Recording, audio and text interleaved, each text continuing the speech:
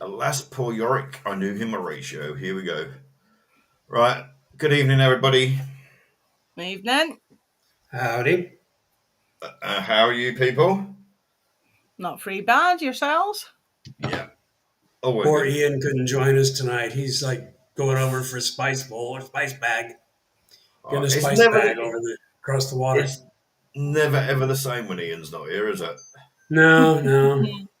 Mind you, when Everything Ian's not goes here, well. There's when no Ian's not here, UFO that means talk. yeah. When Ian's not here, that means I tend to behave. So I don't want to Hey, say.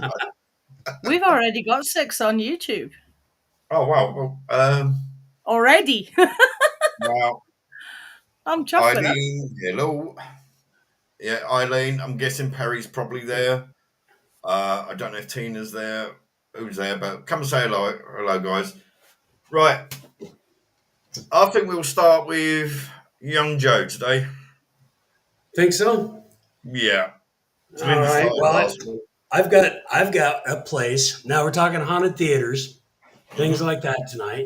So I've got a place that is pretty darn haunted. Not a lot of people know about it. Mm-hmm. Um, it's got a history, and it's actually pretty awesome. And I've got personal experiences from there. Ooh. So it makes it a little bit better. What we're talking about is the Amargosa Opera House in Death Valley Junction, California. And Okay. Not heard of this one.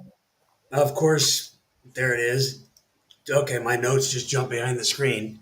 So basically, my buddy Tim, who I used to run around with all the time, he and I went to Death Valley for a week, and we Mm. spent some time out there and just driving around.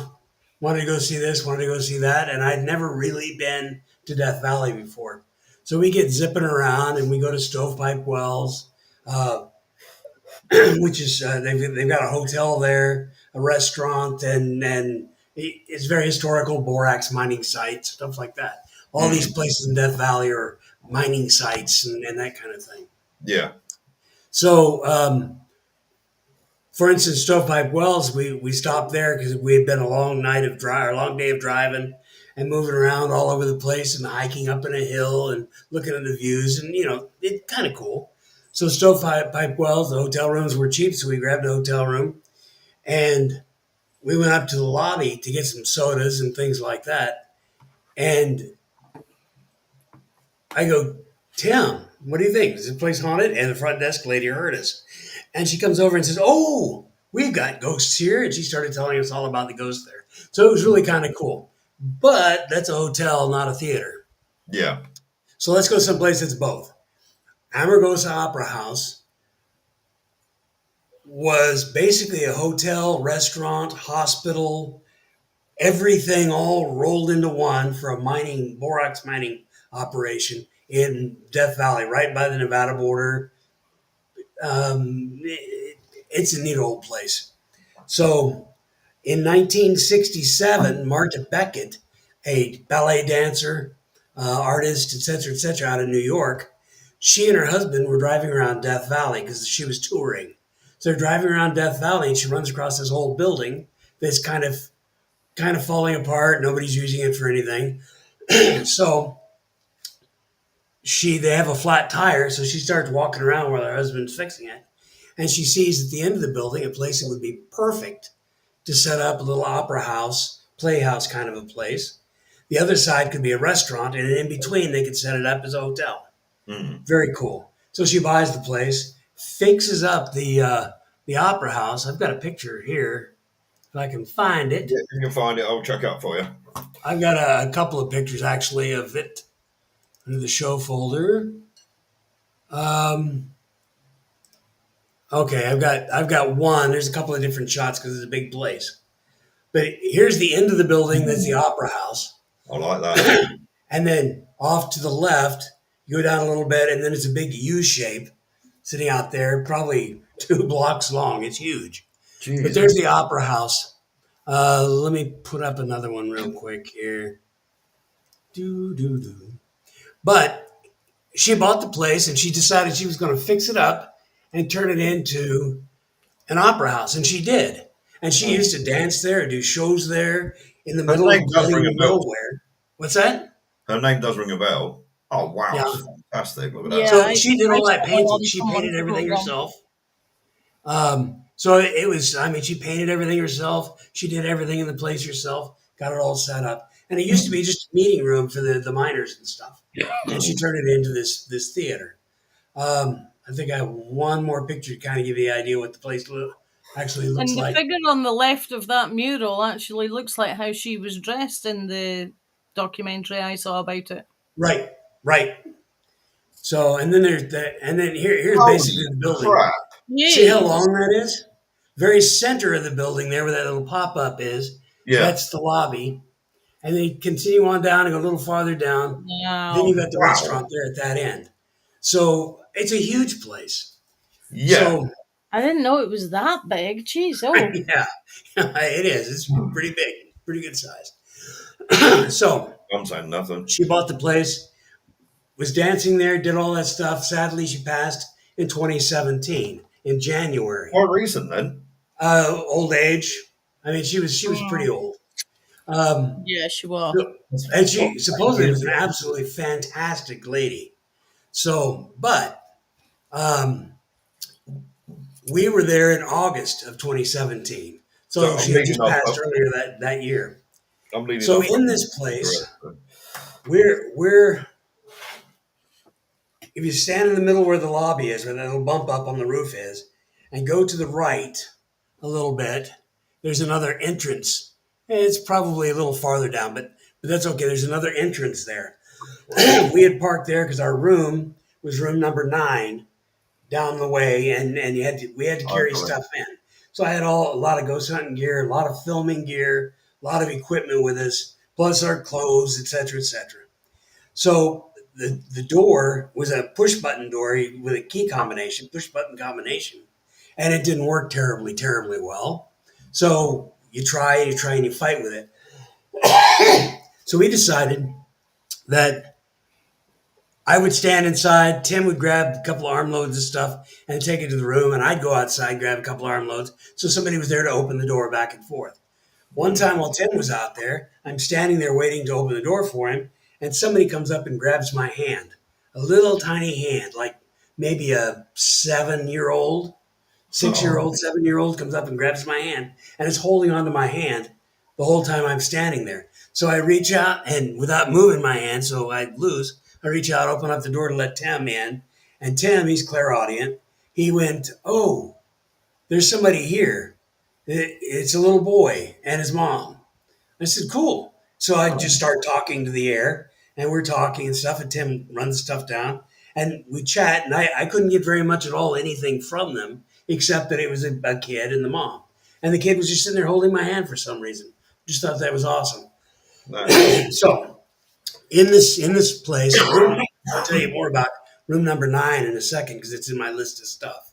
Mm-hmm. So they supposedly have a mysterious cat that runs the place or that runs around the place. That's a ghost.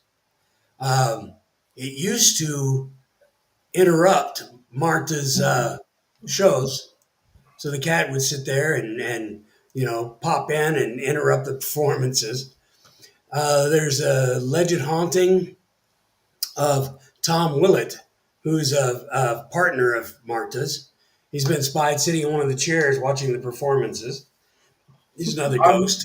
I've done a bit of research today, and it's surprising how many of the stories are that managers and former actors, when a new performance starts or on the last night of a performance, are witnessed sitting in the audience. Exactly. Interesting. Lots and lots and lots of that kind of stuff going on. Let's see, there's Tom Willett. From the Opera House down to the corner and back up probably 6 rooms, that's all unrenovated in there. Mm-hmm. And at the end of the hallway, in the part that you're staying in, you walk down and there's a huge mirror, probably 4.5 feet wide by 7 feet tall. Huge mirror. And as I'm walking down the hallway there, I always got creeped out by that mirror. But it's just a way to block off the hallway. So there's more behind that mirror. and you could feel it. You could say there's more behind that, but you couldn't get in. You couldn't go see it. So you get a little bit farther back in there, and it was really kind of cool. So you go up and put your hand on the mirror, and you just know that there's more behind it. So they used to call that, the employees and the people that work there call that Spooky Hollow, because there was so many things that happened in that unrenovated section. Mm. Uh, Ghost sightings, people getting touched, things moving, etc., etc. I wish I could have gone in there. So that part of the building was once used as dormitory for the miners, the borax miners. And it used to have the hospital and the morgue back there. So they just don't use it for anything right now. But room number 24 of the hotel, guests reported hearing the sounds of a crying child at night with no other children even staying at the hotel.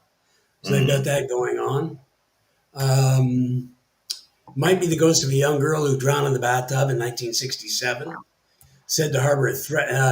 There's another room said to harbor a threatened, malevolent presence that chills visitors.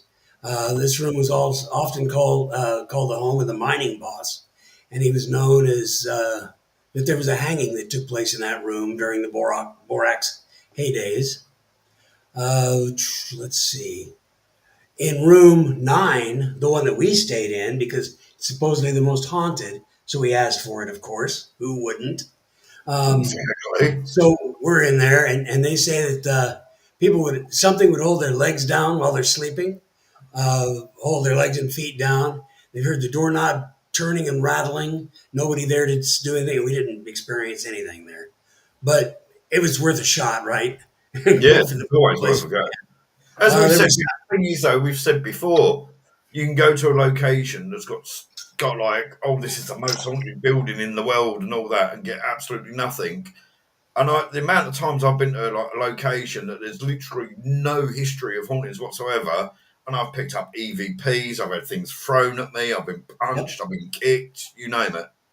So it doesn't mean just because you got nothing there that there wasn't anything there. It just didn't so happen to get anything that time. Everybody needs a day off. Maybe they had a right, day off. exactly. Exactly. I mean, there are places like up in Jerome, Arizona, which is an old mining Oh, town, and it's really haunted. Uh, I couldn't get a room at the Jerome Hotel up on the hill. That used to be the hospital. I couldn't get a room there. It was all taken. So height of tourist season, all that kind of stuff. So I stayed in the second most haunted hotel down the hill, and we stayed there. And I said, the most haunted room, I stayed there. Absolutely nothing there. But they said the last people that stayed there got touched, pushed, shoved, all sorts of stuff happening in that room.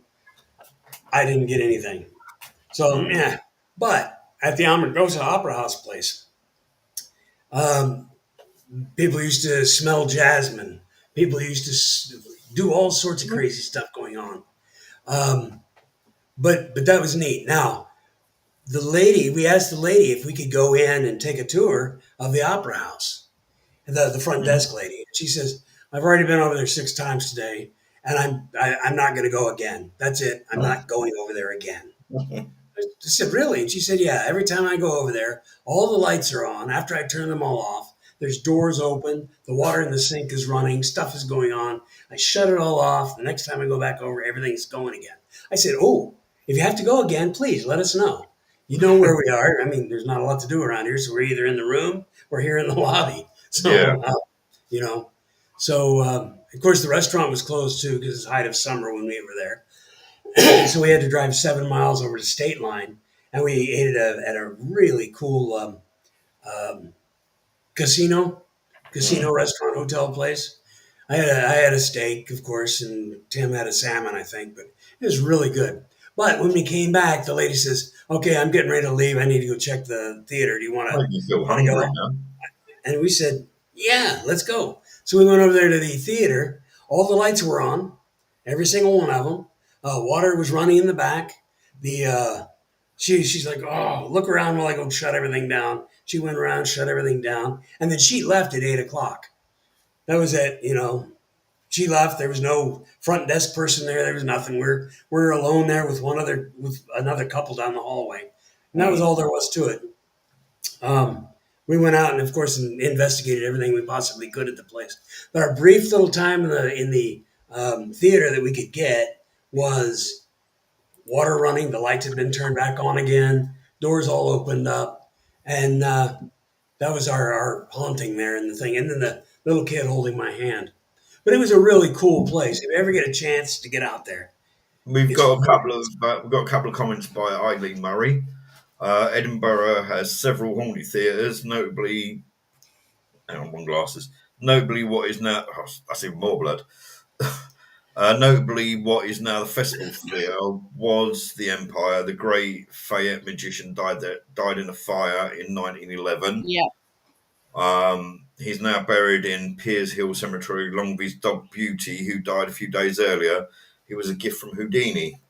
wow. So Yeah, during his performance, he did his finale, which was called The Lion's Bride, where he mm, swaps places with a live lion on stage. One of mm, the lamps fell onto the heavily carpeted set, setting the stage on fire. A ooh, total of 11 people perished in the blaze, including the great Lafayette himself. mm. And he was later found under a trapdoor in the basement beneath the stage. It's believed that he haunts the theatre to this day, shining his diamond rings in the dark because he was known for his diamond rings. And it's also been reported that a piercing lion's roar can be heard cutting through the stillness when the auditorium is empty. So I looked in just for shits and giggles. Really, the other week I looked into Houdini, and the reason that he didn't believe and why he had such a bee in his bonnet about debunking all mediums is he had been a believer, but he'd gone to mediums and they'd given him messages from his mum, and his mum had called him Harry, and of course Harry wasn't actually even his name. Yeah. Right. That wasn't a name that his mum would have called him, so that's why he knew they were fakes. And I just found that absolutely fascinating. But But I've did got he not do like some others did and actually create like a password with his mum before she went? I'm sure there I was something along believe that he did. lines. No, I think that was with his wife, wasn't it? I know it was. Yes, I there's do remember definitely something one about with that. the wife. Yeah, there I was. know. Yeah, I heard something about that on the bit I was watching. He'd done Yeah, it so that if that word came through, she would the know. person would know that it was real, and nobody Hmm. ever said the password. Yeah. So, but then again, I've been to spiritualist churches. I haven't been for a long time, especially after Dayton died, and like after me and Dayton's mum split up. I went to spiritualist churches in the hope that I'd get a message, and I'd sit there and you'd have a medium saying to a woman that's clearly in her 80s or 90s, "Oh, I've got a feeling mum and dad are on the other side." I'm sorry, but you know, That's why they're free. Sorry. yeah. Sorry, everybody in the SNU that I know and I've ever met. I'm really sorry. But yes, there are a lot of people that do. I'm not saying all mediums. Not saying all mediums are fake. Yeah, My nan absolutely. was my nan I was worked with some amazing really one. good ones. I happened to have a live reading. I did mention it to you in chat about 2 or 3 weeks ago. I had a live reading by somebody, and there was things that she was telling me that I've never ever made public. That was just between me and my late sister. Things that like she'd said to me before, like last time I'd seen her. There's no way in hell she could have known that. You know Hmm. that isn't fake. But Yeah. we'll broach mediums on another live. I think. Hmm. I've got a good one here. Oh, actually, I've got two possibly good ones. This one, old Davy 10-inch, doing Beth. Now, that skull is actually a real skull. I'm going to completely butcher this guy's name, so I wrote it down. Tchaikovsky. He was a pianist for the Theatre Royal, and when he died, he'd left it in his will to be decapitated, for his head to be boiled down to the skull, and for it to be used in the play. Hmm. So And David, most of sorry. the actors would have been too superstitious to actually use it, though. I Uh, would imagine. in fairness, I won't go into that, but I used to adore David Tennant, but some of the stuff that's been coming out about him and things he's been saying online lately, I'm slowly losing respect for him, unfortunately. But hold on, we got another message. We got another Hi message. Perry. There he is. There's Perry, and we've also got. Yes, he did, Eileen. Yeah, he did donate the skull. Yeah. Yeah, I was a little bit. I've only got my ordinary glasses on. I ain't got my reading glasses on, so I am actually struggling to read what people were putting down the side there. Sorry, Eileen. So, but yeah, no, the only reason I found out about that one is I absolutely, we said about it before. I absolutely adore that TV program QI, and I was sat down, I was bored, I couldn't sleep. There was somebody had put 5 hours worth of QI on YouTube, and I thought, watch that, Hmm. that helped me get asleep. It didn't. I ended up watching the whole 5 hours of it, Yep. and that was on there. And I just found it quite interesting. But this one you may or may not know,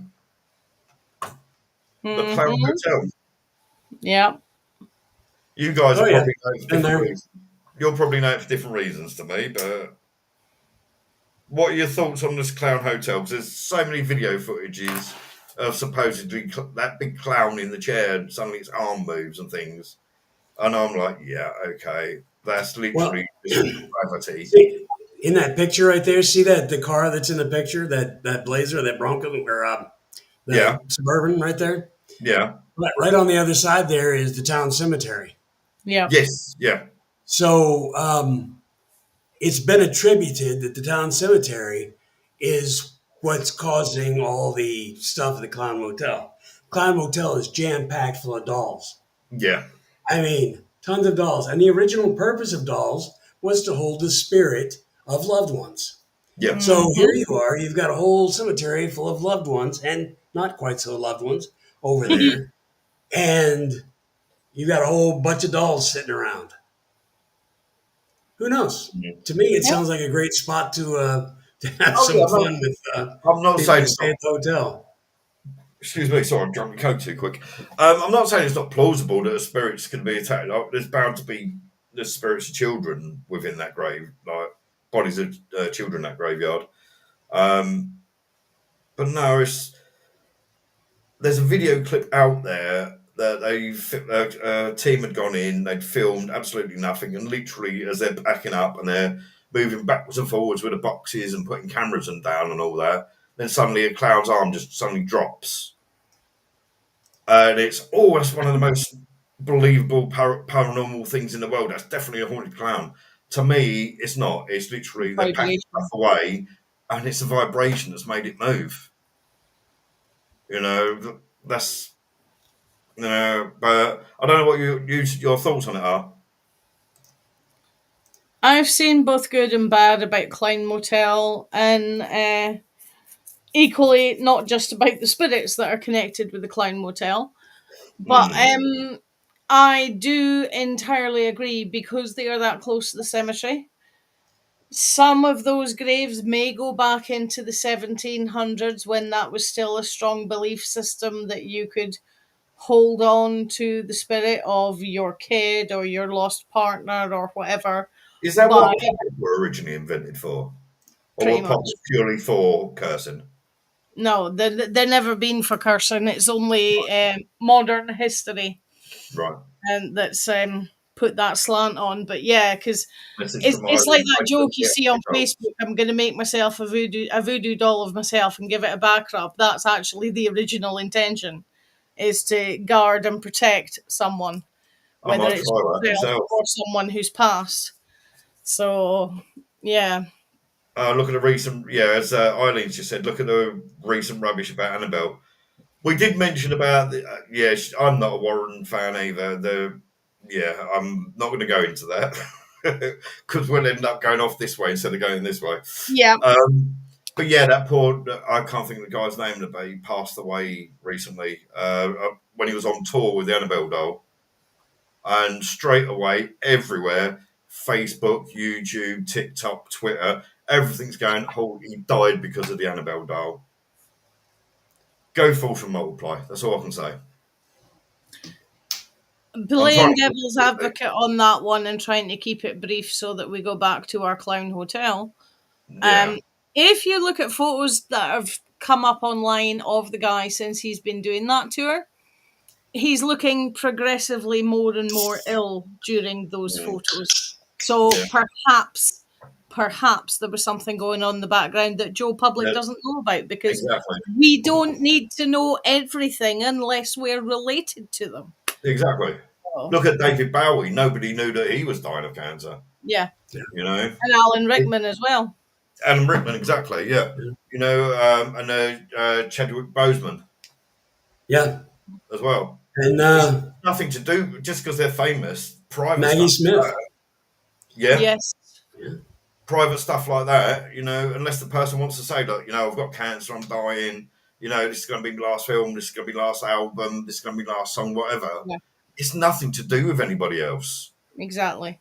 You know, and I actually think it's really disrespectful that, like, within hours, people are putting out, oh, it's Annabelle that caused him to die. Mm-hmm. You complete and utter assholes. You know, give And his family. anybody who has the idea to post stuff like that on the socials, think how you would feel if it was your dad, your other half, or your brother that they were talking about. Exactly. But anyway, yeah, sorry. Think before you do anything. But yes, go back to clowns. Sorry, Joe. Yeah. You were saying, Linda. Hi, Louisa. Oh, Louisa, just before we carry on, Louisa, I will you're there in case I get it wrong, but I will bring up the situation at the Chroma Theatre that you were telling me about. Louisa was the one that I mentioned about a certain TV program. Yeah. So I'm going to just basically encompass it quickly, rather, and if Lou wants to embellish it, then she can. But anyway, yeah, you said about this Clown Hotel, Linda. Sorry. Yeah, I mean, and you go ahead, Linda. I do agree that it's just gone back to the old belief system, and some of the souls that are in there, like, oh, hey, they've brought us dolls. That means we can protect ourselves within the dolls. Right. So I hadn't thought of it that way. And it's been that belief has been going on for millennia. yeah. I mean, the Chinese had dolls that they thought the spirits would go into way back when they were still Qin dynasty. So Okay. thousands of years. Have you ever actually done the Clown Theatre, Joe? That's Arizona, isn't it?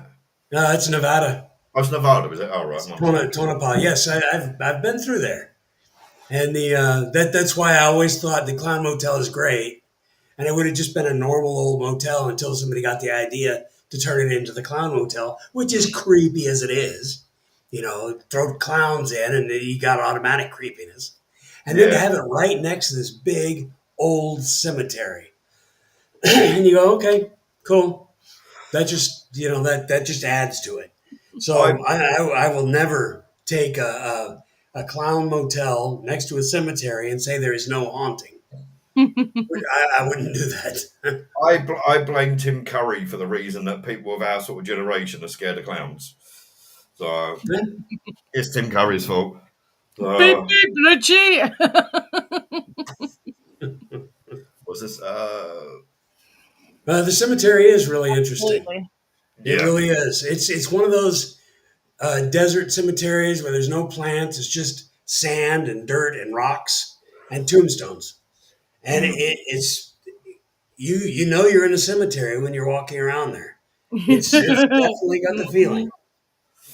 Yeah. I'll briefly go over because went on to TikTok briefly the other night. Because there was meant to be a meteor shower starting, and I got the day wrong, but I went out there in the hopes to get some astrophotography. And Louisa actually popped on to me live for a little while, and she was telling me about it. Vaguely, her late brother, who passed away from cancer, I think she said it was last year, had worked at the Chroma Theatre and a certain TV show that's hosted by a blonde woman and a husband. I'm being careful with my wording here. Yes. Basically, they was under the stage and they were saying, and a certain well-known medium that's no longer with us that we've mentioned and his reason in the past. Said, oh, there's been X, Y, and Z amount of people die under here, and apparently there's only one recorded death at the Chroma Theatre, and that was during a play. They didn't realise something had gone wrong, and the woman accidentally hung, I think it was. Sorry, I've got to put that on. The one that cannot pronounce the word that's spelled Vigil. Right. But anyway, It was I can't, I've slept since then, so I can't remember all of it. But basically, Louisa is actually in the comments. Her brother had worked at this theatre, and while they was under the stage, he took his shoes off and deliberately walked across the stage. And this TV show put it out as a ghost walking across the stage while they was underneath the stage, when actually it was one of our viewers' brothers actually walking across the stage at the time. Another room they was in, there was a tapping noise. And they're going, oh, that's the spirit communicating with us. Oh, not this many times, not that many times, extra. And I was getting taps and going, oh, we're being answered. But outside the window is a flagpole with the rope taking the flag up, and it was tapping against the pole in the wind. And also, at the time, the place was being renovated, and one of the scaffold poles had deliberately been loosened, and it was being tapped, and they put that out as paranormal evidence, and then they released the episode. That's vaguely it, isn't it, Louisa? The scaffold thing alone Safe. is Oh, seriously dodgy. sorry, I made a bit of a mistake on that bit there. Sorry. Yes, yeah. One of the actresses was doing a scene, and the safety rope failed. They thought she was just acting, but she was actually dying in the process during a live performance. So, what's that? And Louise, yeah, basically, I've got it more or less right from what Louisa said there. So, but yeah. Oh, I think I wrote down some stuff about the London Palladium, Eileen. Right, Linda, have you got any? You said you had some personal ones. I've got quite a few personal ones, all in the same building. You wasn't in Chroma at that time by any chance, was you, Linda? No, I've lived in this area since 1978, and it's a bit rural.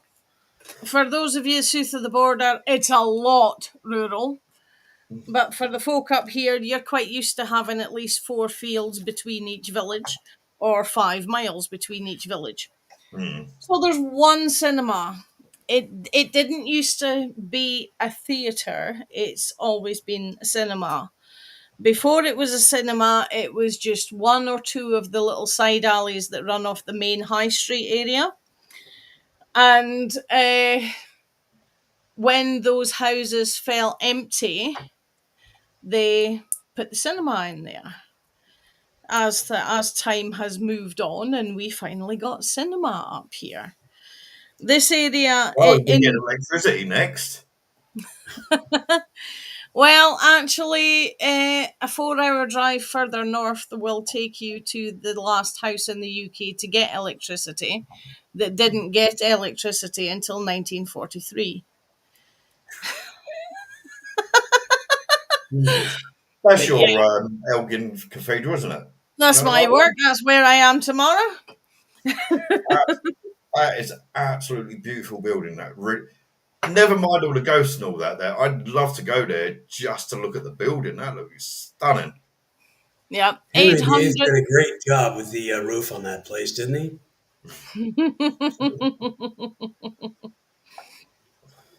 801 years old this year, that Wow. building. So, yeah, so we've always been to the same cinema. Now, at this point, we're going all the way back to when the E.T. movie first came out, and it's just come into cinemas. Wow, that's a way back. So I'm wee, I'm little, I'm still a kid. And at the point where, spoiler alert, where E.T.'s dying, the entire cinema is in tears. And I'm sitting there feeling a bit weird because everybody else is greeting and I'm nae. So because I wasn't crying, I made the excuse to go to the bathroom and get out the way, and hopefully some people had stopped crying while I was in the bathroom. And I'm in the bathroom and I heard the door Wow, open. we've got 9 people watching, guys. Thank you, everyone. Cool. I heard the main toilet door open, and somebody came into the room wearing stilettos. You know, you can't mistake that metallic click, Hmm. click, click on ceramic tiles. It was winding me And up earlier when I had mine on. and I'm sitting there and I'm thinking, okay, so I'm obviously not the only one who's not paying that much attention to the movie. And I came out after having done what you do there and went to wash my hands. Now, because I know that room well, I can tell you that her footsteps stopped in front of the sinks Hmm. because I know that room very well. And I came out to wash my hands, fully expecting to see a lady stood there, and there was nobody there. Hmm. And being a kid, I got down on my hands and knees and looked under the stalls, and there's no sets of feet in the stalls, and the doors were all unlocked. While I'm doing that, I'm hearing the footsteps walk past my head while I'm looking under the stalls. And I'm like, okay, that's a bit weird. Didn't think anything much of it because by this time in my life I was already experiencing random weirdness. Hmm. And I thought nothing of it. Then a few years later, well, a good few years later, I was in for the premiere night of Three Men and a Baby. The one that they keep claiming, even though everyone says it's not, The there was a cardboard ghost. cutout, yeah. Yeah. You can So we clearly were see in for it's the Pit dancing. yeah, absolutely. We were in for the premiere of Three Men and a Baby. So this time it's just me and my friends rather than mom and my brother and such. Hmm. And in the cinema, it's like down at the bottom right hand side below the screen, there was this little purple LED looking clock. As it wouldn't have been LEDs back then, but you know what I mean. Yeah, yeah. And through the movie, at least 7 times, I saw a man walk across that clock. And I Go thought, well, on. that's where the gents' toilets is, so that makes sense. Didn't think anything of it. Hmm. Till the end of the movie and the lights came up. That clock is 4 foot above the top of the fire door frame. Hmm. So it's actually like about 10 foot up the wall. Wow. So it's like, okay, that was weird. What did I see? But again, at this point, I'm not doing investigations. I'm not Hmm. doing house cleansings. I'm not even doing readings yet at this point in my life. Hmm. And then, just because I've just had a wee flashback, we were in. It must have been the week after ET because it was The Empire Strikes Back. Oh, God, yeah. Yeah, I'm showing how old I am with all of this, aren't I? Youngster. I think the last time I went to cinema was on the opening night of Grease. Um, Well, on this, on The Empire Strikes Back, it was in the other cinema that had just been invented. Originally, it was one big room with the ground floor level and then the balcony level up here. Well, in the week that ET was on, the balcony was cordoned off, and the week later, when Empire Strikes Back was on and ET was still running, the balcony had been turned into a mhm. separate theatre.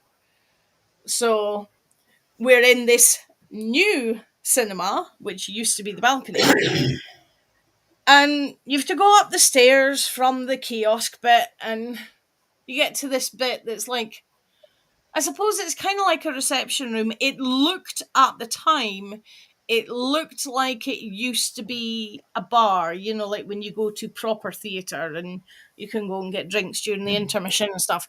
Yeah. That's what it looked like it used to be. But again, I'm still a kid at this point, and I'm like, yeah, it just looks like a pub, but there's no booze and there's no thingy. Mm. But you can still hear the murmur of conversation coming from across the room. Across the room is empty. There's nobody there. And you can hear the hubbub and multiple conversations going on at once. And my Love mum it when it looks at me and she's happens. like, "What's wrong?" And I'm like, "Can you hear that?" And she's like, "Yeah, I can hear it, but your brother can't, so shut up." Okay. That kind of thing happened a lot when I was growing up.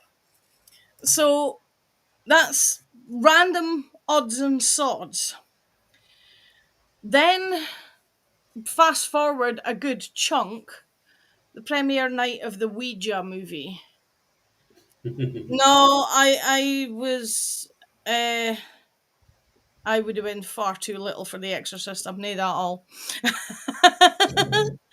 Unless you're on about the re-release that was only relatively recent. But no, I didn't go to either of the Exorcist ones. I've got all the books. I've So never been a fan of that film myself. I don't think it's as scary as people claim it is. I felt the need to buy it because of the hype and the hubbub that was written about it, and all the Mm. videos on YouTube about it and all. So I went and I watched it and fully expected to be scared. So, And comment from Mylene there about The Exorcist. yeah, yeah, that's what made me say about it. So it's the opening night of the Ouija movie, and of course the cinema's a lot more expensive. And I thought, no, I'm going to treat myself. This looks like it's a good movie. The adverts are good. And I went in, and we were in the ground floor cinema, which is, of course, the main room from the original when it was all one. So everything's on the flat in this one. Mm. We're sitting there, ready to start. Now, because there's a bunch of folk, and because I pick up other people's emotions and stuff, if it's a horror movie, I am not sitting with the crowd. I'm Mm. sitting over here where there's nobody else with a pulse, away from the rest of them, so that I'm not reacting to them, I'm reacting to the movie. Mm. And about 5 rows ahead of me, there's this young couple, and they're obviously all laughed at because they're all arms round each other, sort of thing. Oh, pass me a bucket. Yeah. But I mean, I have to credit him on his choice of movie for a date night, though.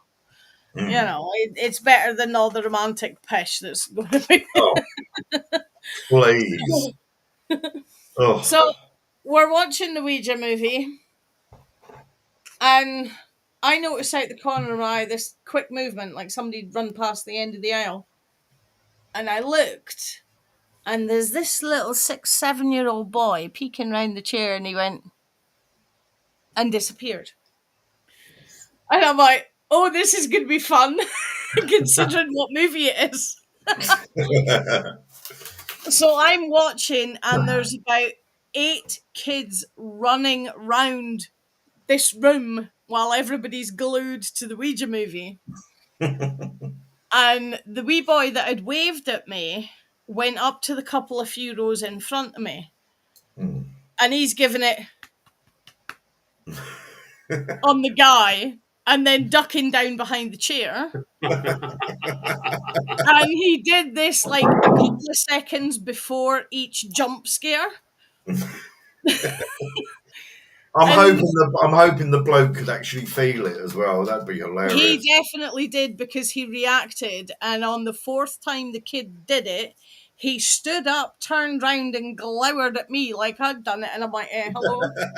Can you see there's 5 rows between us? My arms aren't that low. Little And bugger. it kept going again, and this little kid just kept looking at me and grinning, and I'm sitting there and I'm thinking to myself, don't do that, he's going to get up and hit me. He did it again, but he did it on the other shoulder, the shoulder that's between him and the girlfriend. Mm.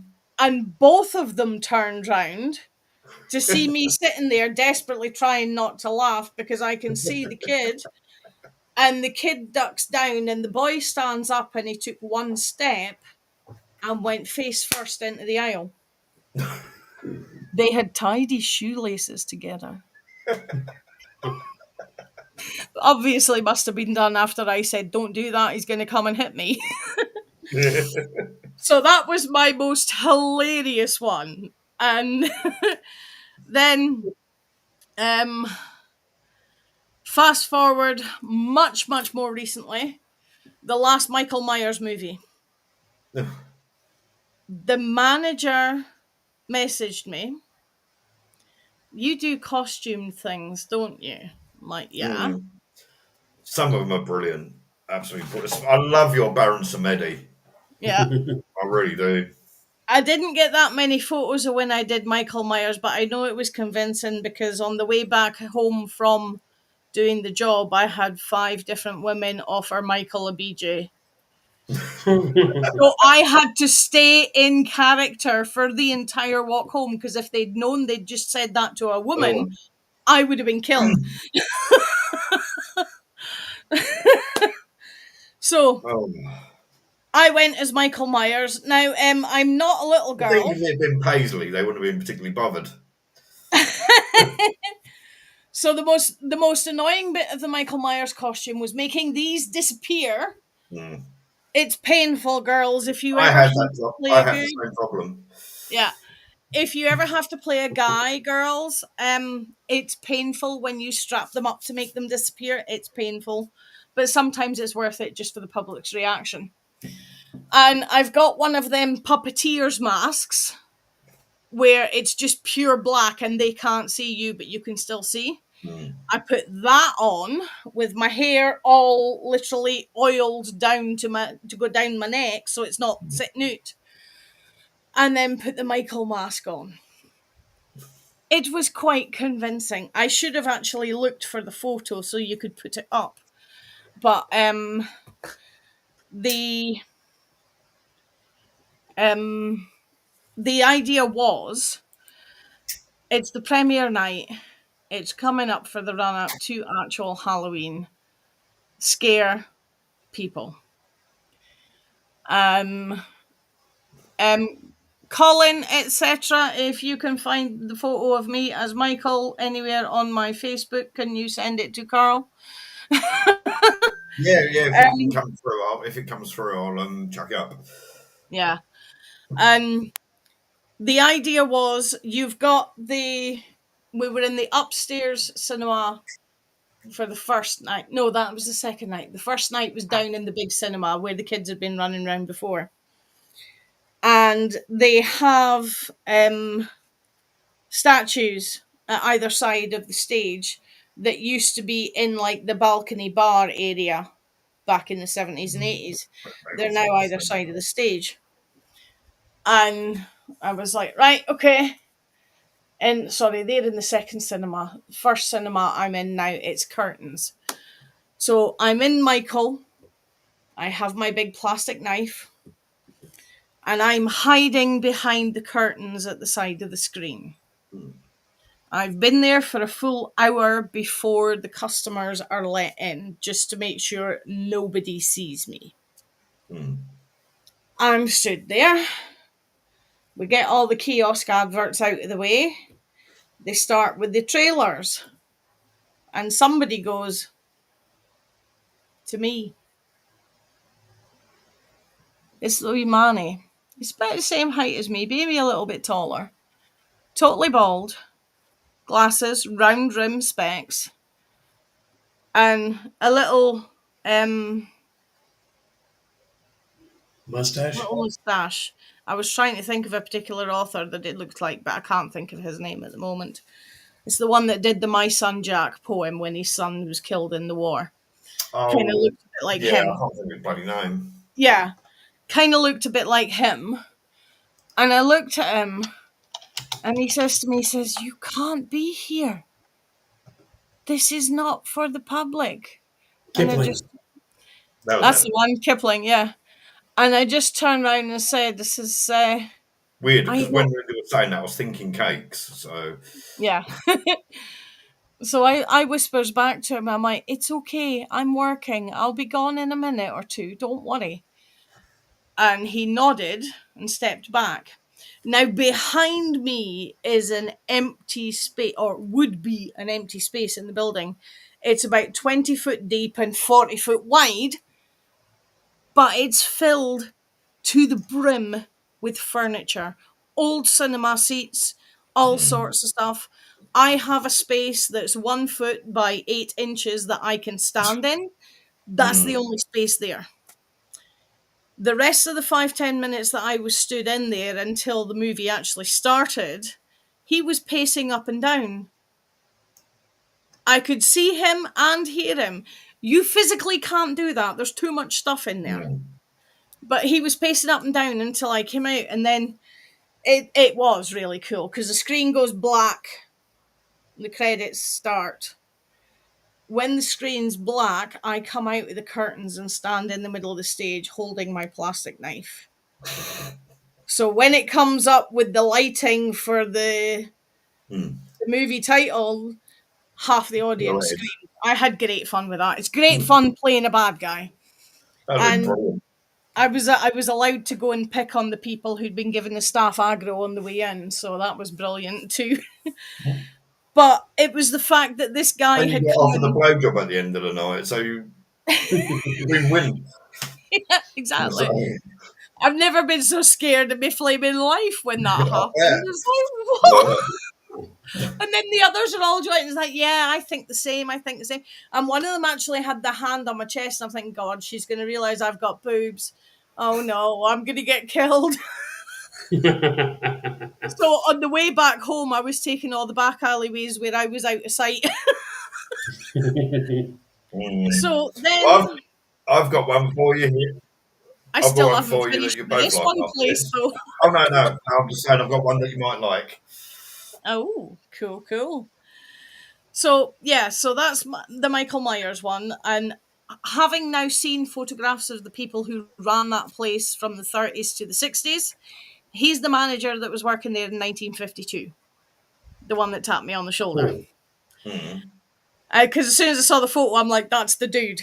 And then fast forward a bit more to last year, maybe the year before, I think it was last year.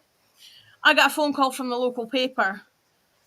We've got a haunted building that people want, that they want an investigation done, and we're going to Mm. cover it for the paper. And I'm like, oh yes, this never happens. Which Mm. building is it? It's the cinema, and I'm like, oh, brilliant. It wasn't an investigation. It was an hour and a half walkthrough. Mm. Which, when it's now a cinema with 3 screens, that's like 5-10 minutes in each room. But Mm. level two, that had been the balcony during ET times, I was fishing. Now, anybody who speaks to dead folk and sees dead folk knows what I mean when I say I'm fishing. Mm. I'm asking out, but doing it in my head so I don't look like a numpty for the press guys to take videos and take. You know, you're Yeah, I fishing, know. you. Yeah. If they hear you, you will hear them coming back to you. And Mm. I'm wandering around, and there's a real horrible smell of BO like halfway up the room on one side, but I can't get a who, a why, or whatever. And so I'm just like, right, there's a guy over there with bad BO.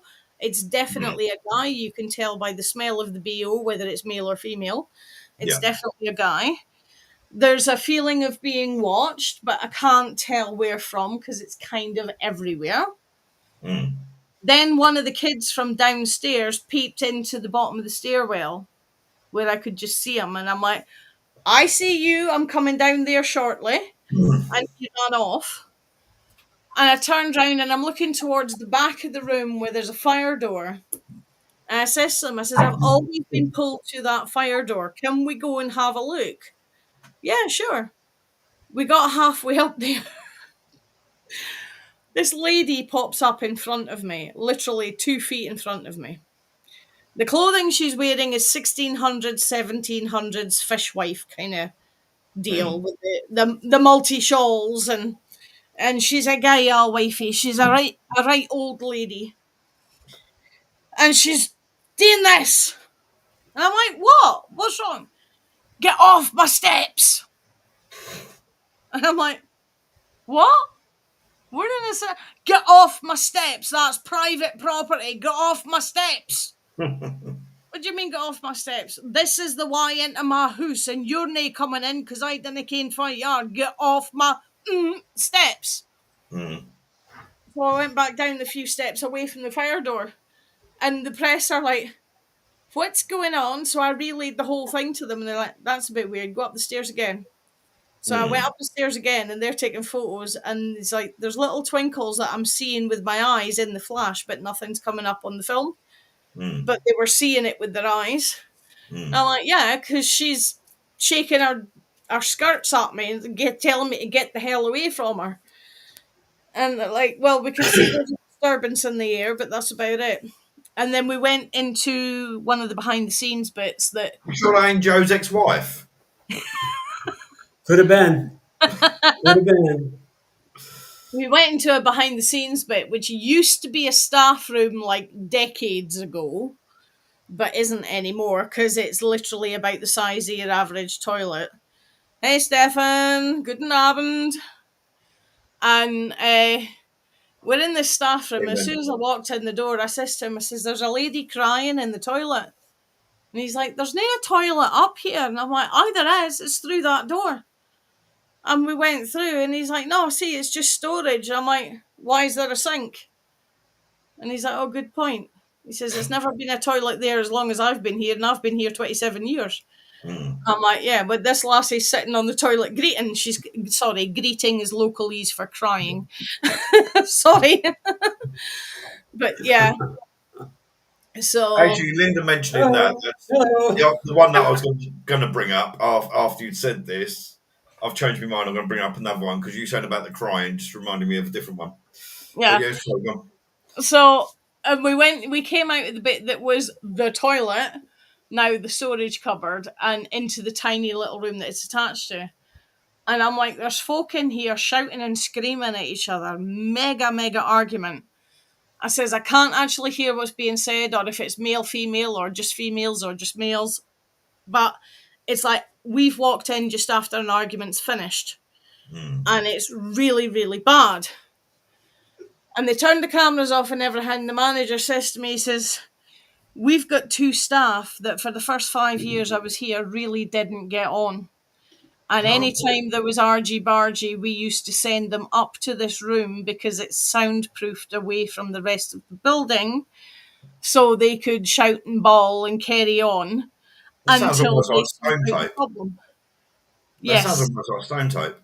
I think it was That's because it interesting. was always the room for staff to go and rant at each other to get it out their system so they could finish the shift without killing each other.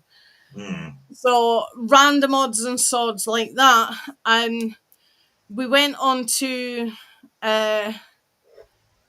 stories from the manager himself for the press.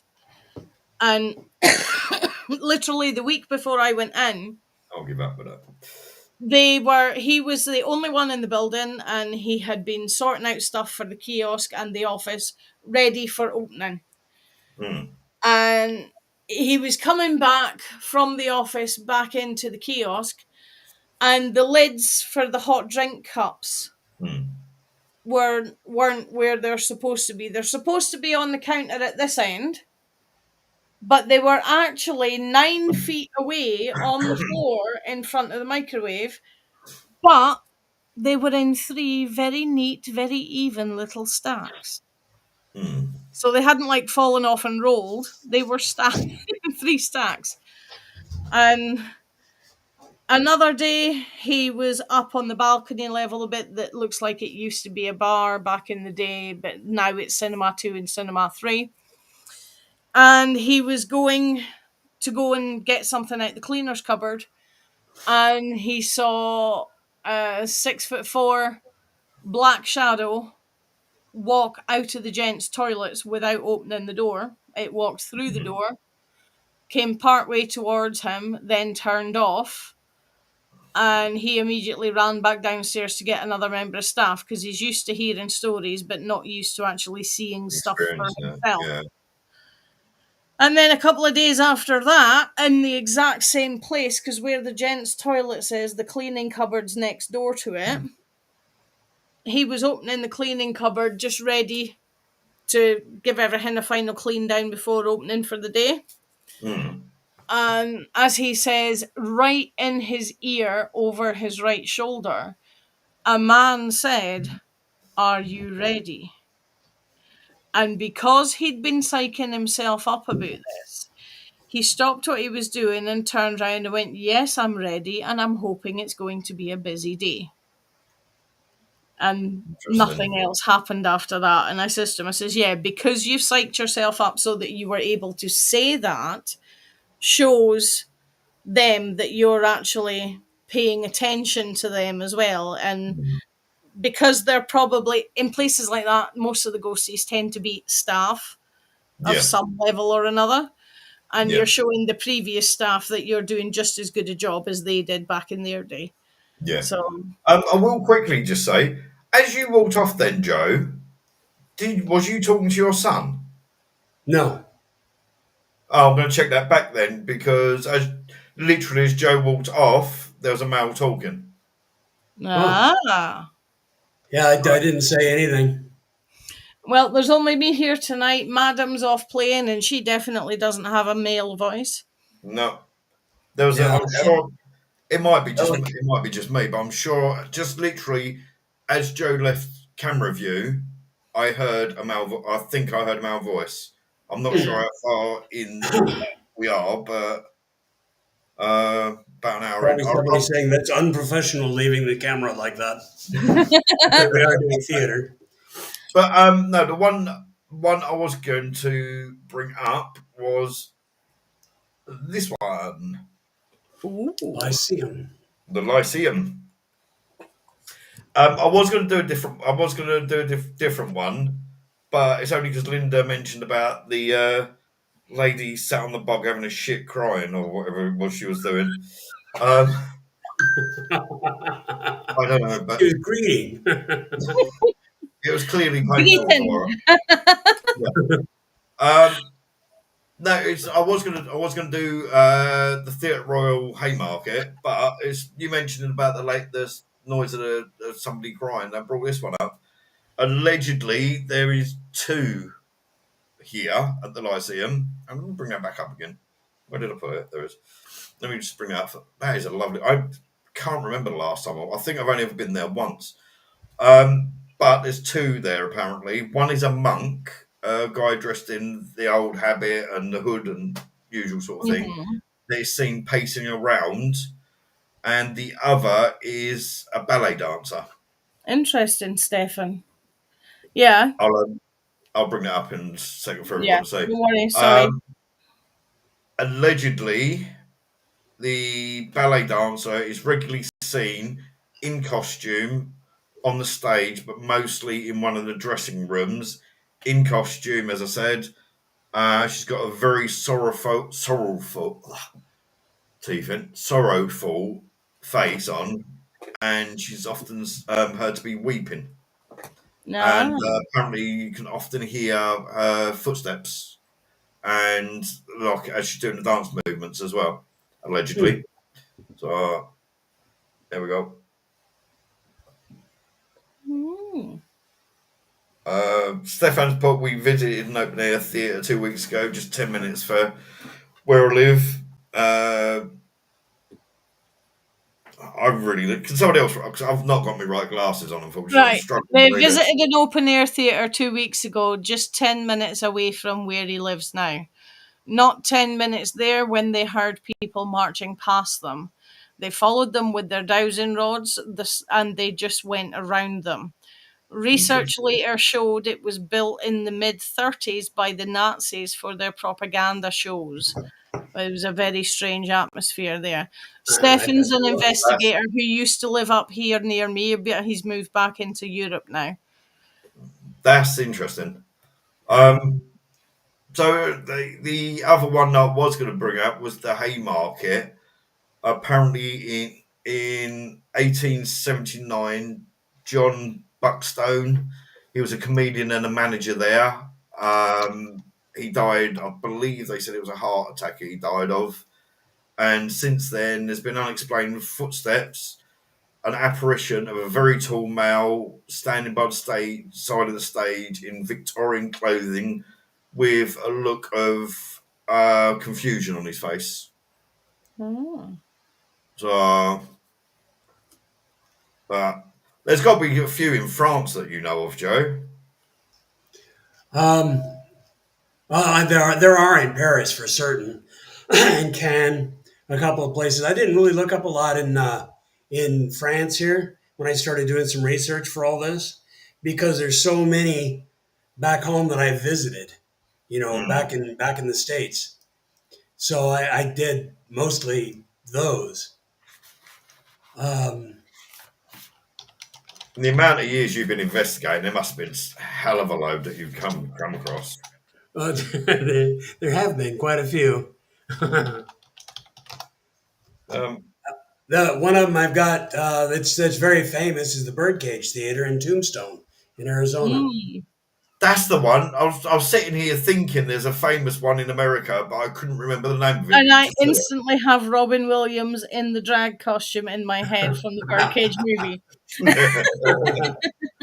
Yeah, that's the one. But yeah, the Birdcage in Tombstone has been there for quite a while, since the mid to late 1800s. Um, it was a casino, a bar, a theater, and a brothel all rolled into one. Mhm. Sounds Pretty fun. fancy place. Gunfights took place there. Uh, Curly Bill Brocious was killed right outside of there. If there's a Um, whorehouse, there's more than any sort of shooting. there's a lot of stuff that happened at the Birdcage, and you walk into the place and you can feel everything that's happened all around you. Feels like you're being looked at. Feels like you're being watched. You're being followed as you go on the tour through the place. I never got a chance to really investigate. Um, but I have been there a few times, just walking around doing the tour. And me, when I do a tour, I'm always at the very back of the tour, so I can stay in the last room that we were in, and Mm. Me stay there too. until they get really angry with me. Come on, let's go. Yep. Sorry, I was just getting the vibe. So you should have seen me in the underground in Edinburgh. I just were going through all those rooms, and I'm just standing there. Yeah.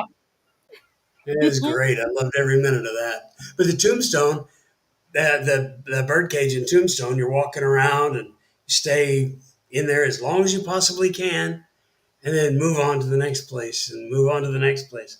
But the stories and everything, but you're definitely being followed and watched the whole time you're there. How about the Ford Theater in Washington D.C.? That one That's I where don't know of. that's where Lincoln was shot. Oh, funny enough, you saying that. I was watching a thing. There was a little tiny clip. There was an old gentleman in his, I think he was 93, that claims that when he was a child, he was actually in the theatre when he was shot. Lincoln was shot. Oh. Oh, So, wasn't that on oh Groucho Marx? There was no, that. no, I don't know about the Groucho Marx, but I can't remember because of what I watch so many bloody different things. Like, I'll be watching something and then I'll fall asleep. And then if I'm asleep for 3 hours, the program's finished and like half a dozen other things have gone on, so I won't be able to find it. But yeah, there was an old gentleman. I There's found a a Yeah. lot picture of of me as Michael. I've just put it in the sorry. message. Find the photo of me as Michael. I've just put it in the Oh, messenger. right, I'll have to bring up my Sorry. face. But Right, Groucho Marx used to have a TV show when he used to talk to people and say, uh, you yes, that was know, it. Yes, yes. you Actually, did thinking about it, something or yeah, you were someplace famous or something happened to you. And that yeah, man happened yeah, to be in the Ford Theater when Lincoln got shot. And he was yeah. very old at that time. just yeah, actually thinking about it, yeah, he was 93, and he claims that he's 5 or 6, I think he was, Right, and his parents had taken him to the theatre, and he was in one of the boxes directly opposite Lincoln when he got shot. right. Mm. There's a lot of debate with how true it was because his age quite possibly had dementia, but yeah. So what the ghost is there then? Lincoln's got to have been seen, surely. Well, they say that Lincoln's ghost is there. Um, there's other ghosts there as well. Somebody had I had read someplace that the ghost of John Wilkes Booth was there, and some of the other conspirators who rallied around to get this killing of Lincoln done. Mm, So, but that would I mean there was a lot of tension and a lot of stuff going on um, in that theater that night. So, stone tape once again. quite A lot of possibly, yeah, lot of emotion, a lot of stuff going on. Yeah. yeah. Stefan's made a really good point there. Yep. Yeah, Stefan, he's right. I don't know if that's coming up on your screen, but he's made a really good point there. But yeah, there's like Heath Ledger, what's that idiot's name? Christian Bale. They Right. when they get into a role, they are that role. Heath Right. Ledger was the Joker, you know. And So as a what Stephen said is quite plausible. as a costume tour guide, the whole reason I was a costume tour guide was because I was too nervous to do it as me. Oh, So I I did the absolutely love that. costumes and the grease paint to play the characters. Yeah. I did a So lot of theater when I was a kid. A lot yeah, of you theater, totally junior high, lose high yourself, and it's school. just a way of bypassing the nerves and everything. Yeah, yeah. Well, because because then whether it be on stage or in a film or whatever, if in like as a role, me myself, I'm quite introverted. I'm normally pretty quiet. It's only when I do things like this, and then somebody says something, and I Maybe think, can't oh get yeah, you I to shut remember up. that. They'll talk. I can sit here for days, literally not talking. But when I'm like on here, I'm not Carl. I'm like somebody completely different. So, Yeah. like Stephen said, that's true. They do put themselves 200% into the role, and could it be a case of, well, I played this role on X, Y, and Z amount of years ago. You're doing that role. I'm sitting here like this. Okay, go on, do your best. See if you can actually beat what I did. Yeah. Yeah. You know, because people put their heart and soul into a role. Look at what Christian Bale done for the Machinist. He nearly Oh killed yeah. himself losing all that weight. You know, I know by all accounts he's a complete a hole in real life, but you know he virtually killed himself for that role. So Yeah. if the film comes out in the future and he says, "Oh, right, they're going to remake that film," well, I wonder how they're going to do what they're going to do with it. Is Mhm. it like a curiosity thing? Yeah. Hmm. You know, could a actor be just basically curious?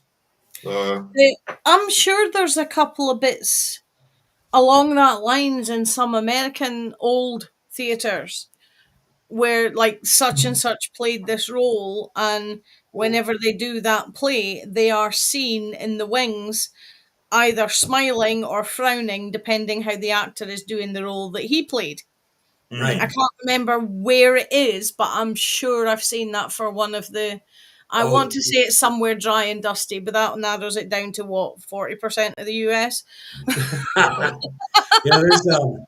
There's the Charlie Chaplin Studios was built mm, in 1917, I think. Mm, And while Charlie Chaplin was alive, he used to do films there and all this kind of stuff. And later on, it was bought by Jim Henson and oh yeah, Kermit the Frog fame and all that. So yeah, they did a lot of Henson stuff there, the development of the Muppets and all of this. There's a mm, lot of stories going on there about different time layers of actors and people working yeah. there all over that mm. place. Funny you saying Charlie Chaplin. His grandson actually does a podcast on YouTube. So Hmm. he often talks about Charlie Chaplin. One of his holiday homes is 20 miles that way. Oh, nice. It's now a That is exactly hotel true, and it's Stefan. super posh.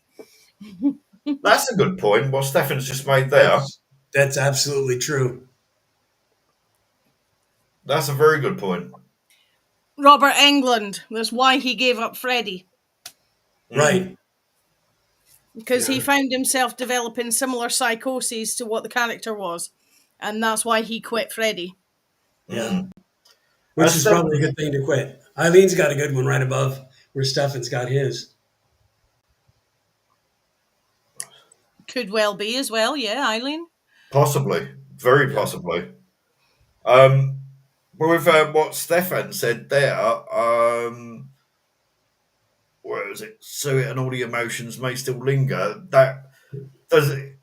That is basically That Stone pertains Taken. to all sorts of different stuff. The Yeah. emotions Even in if the you place. take it out of the realms of famous folk and bring it down to your kids doing the school play, look at the Uh-huh. nerves, the anxiety, the Mm, hyperactiveness when it's done.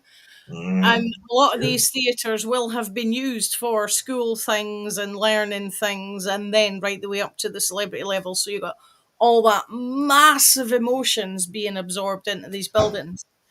At our high school, where I did the majority of my plays, I did some in the community in Colorado and all sorts of different places and stuff. But where I did the majority was up in Kenai, Alaska, and we mm. did. Oh God, junior high and high school, we did a bunch of different plays. I played Petruchio in Taming of the Shrew and things like that. We did all these massive plays, Yeah. uh, uh, tons of them, and that's all very true. But we were in this little tiny auditorium, probably what 100 seats maybe, and they were all the little plastic chairs that you'd set up so Yeah. everybody could sit in rows. And the I theater, the think, to stage be honest with was you, I think there. I'd rather one of them little plastic chairs than this wooden one I've been sat on for the last hour. It's really uncomfortable. But it was really good. But we didn't have any deaths or anything that I know of in there and Mm, things, but the emotion was still there. The Yep. emotion was always in that room. It was always something there to Mhm. uh, to go with, and yeah, it was awesome that place. But I used to do the sound. I used to do the lighting setups and get everything ready for if I was on stage. I'd help with everything and then do my stage stuff. Or if I wasn't in the play, I would go up and be the sound guy and splice all the sounds, the sound effects, run all the yeah, lighting and get everything ready with all the switches, and off you go. It was a lot of fun. yeah, that's Yeah, and another the good audience point. too, definitely. Yeah. Yeah, I think that's very much with the cinemas as well. It's the audience that's generated any left behind energy. And of Right. course, the odd staff member that gets freaked out. yeah. Especially if the actor's really, really good. Like for instance, we had him a little while ago, David Tennant doing Macbeth. But I don't know if you watched. Did you ever watch? Did you watch? Oh, what's it called? Jessica Jones. David Tennant played Kilgrave in that. And my Mhm. God, he was terrifying. Now, if that had been a stage thing, you'd have had the people booing him and all that. I Yeah, saw good film. I saw a snippet of the one he did where he was being the serial killer, and even the advert was my Mm. skin was trying to leave the room without me. David Tennant, you know, Very good I actor. won't He go is into it, but very good. all of the stuff he's been coming out with at the moment, at the end of the day, it's his family, that's down to him, sort of thing. But he is a phenomenal actor. He really is. Um, is it? Timey wimey wibbly wobbly. Sorry, I just felt the need to do that. Funny enough, I wasn't going to actually wear my Doctor Who t-shirt, my glowing Doctor Who t-shirt today, but I changed my mind. So, Joe, you got any others? Um, I did. Just got to remember what they were. I had a whole bunch of them up on sticky notes on my screen. Not the real ones, but the electronic sticky notes. Hmm. Had Yeah. all of those, and then I rebooted, and you're not supposed to lose sticky notes, but three of them were gone. No, the minute stay up. They're Well, supposed to stay here, but the other ones, like Amargosa, stayed, and so did Birdcage. while Joe's doing that, now we'll quickly go through this one. This one is the Adelphi in London. Story is December 16th, 1897, so a few years ago. Um, Actor William Terrace, as he came walking out the door, the main door, was stabbed to death by another actor called Richard Prince. Oh, jeez. Um, I don't know. I'm not sure. Some say it was arguing over who got the lead role and the way it all goes on these sort of things. Yeah, Uh, Eileen, I know somebody that was hit on by him just but not long before he was caught. Sorry. uh, yeah. Well, apparently Billy Piper walked in on one of his in his changing room one time, and you don't call him David Tennant, she calls him David Tennant now. So, but back to this guy. William Terrace, as he come walking out the theatre after a show, another actor, Richard Price, no, sorry, Richard Prince, stabbed him to death. Staff have claimed to have heard and seen a man dressed in Victorian clothing who appears very confused with bloodstains in his chest, standing by the door where he died. Hmm. So, and that's the Adelphi Theatre in I hope London. he's not confined to just reliving that. I can't see he would have moved on if it is that. It's I more would like hope being so. residual. I would hope it's just a wee bit of stone tape and not him actually being stuck there, because that's a horrible day to relive. Surely though the spirit would have moved on. You know, it would only be a stone, like a Yeah. residual. It wouldn't be. Yeah, Surely it after is what just going to be like the stone tape, some kind of residual. after surely 125 years, he would have realised that he'd passed. Surely, Yeah. Or maybe somebody came to get him. possibly. So, sorry, that was just me being a soft touch again.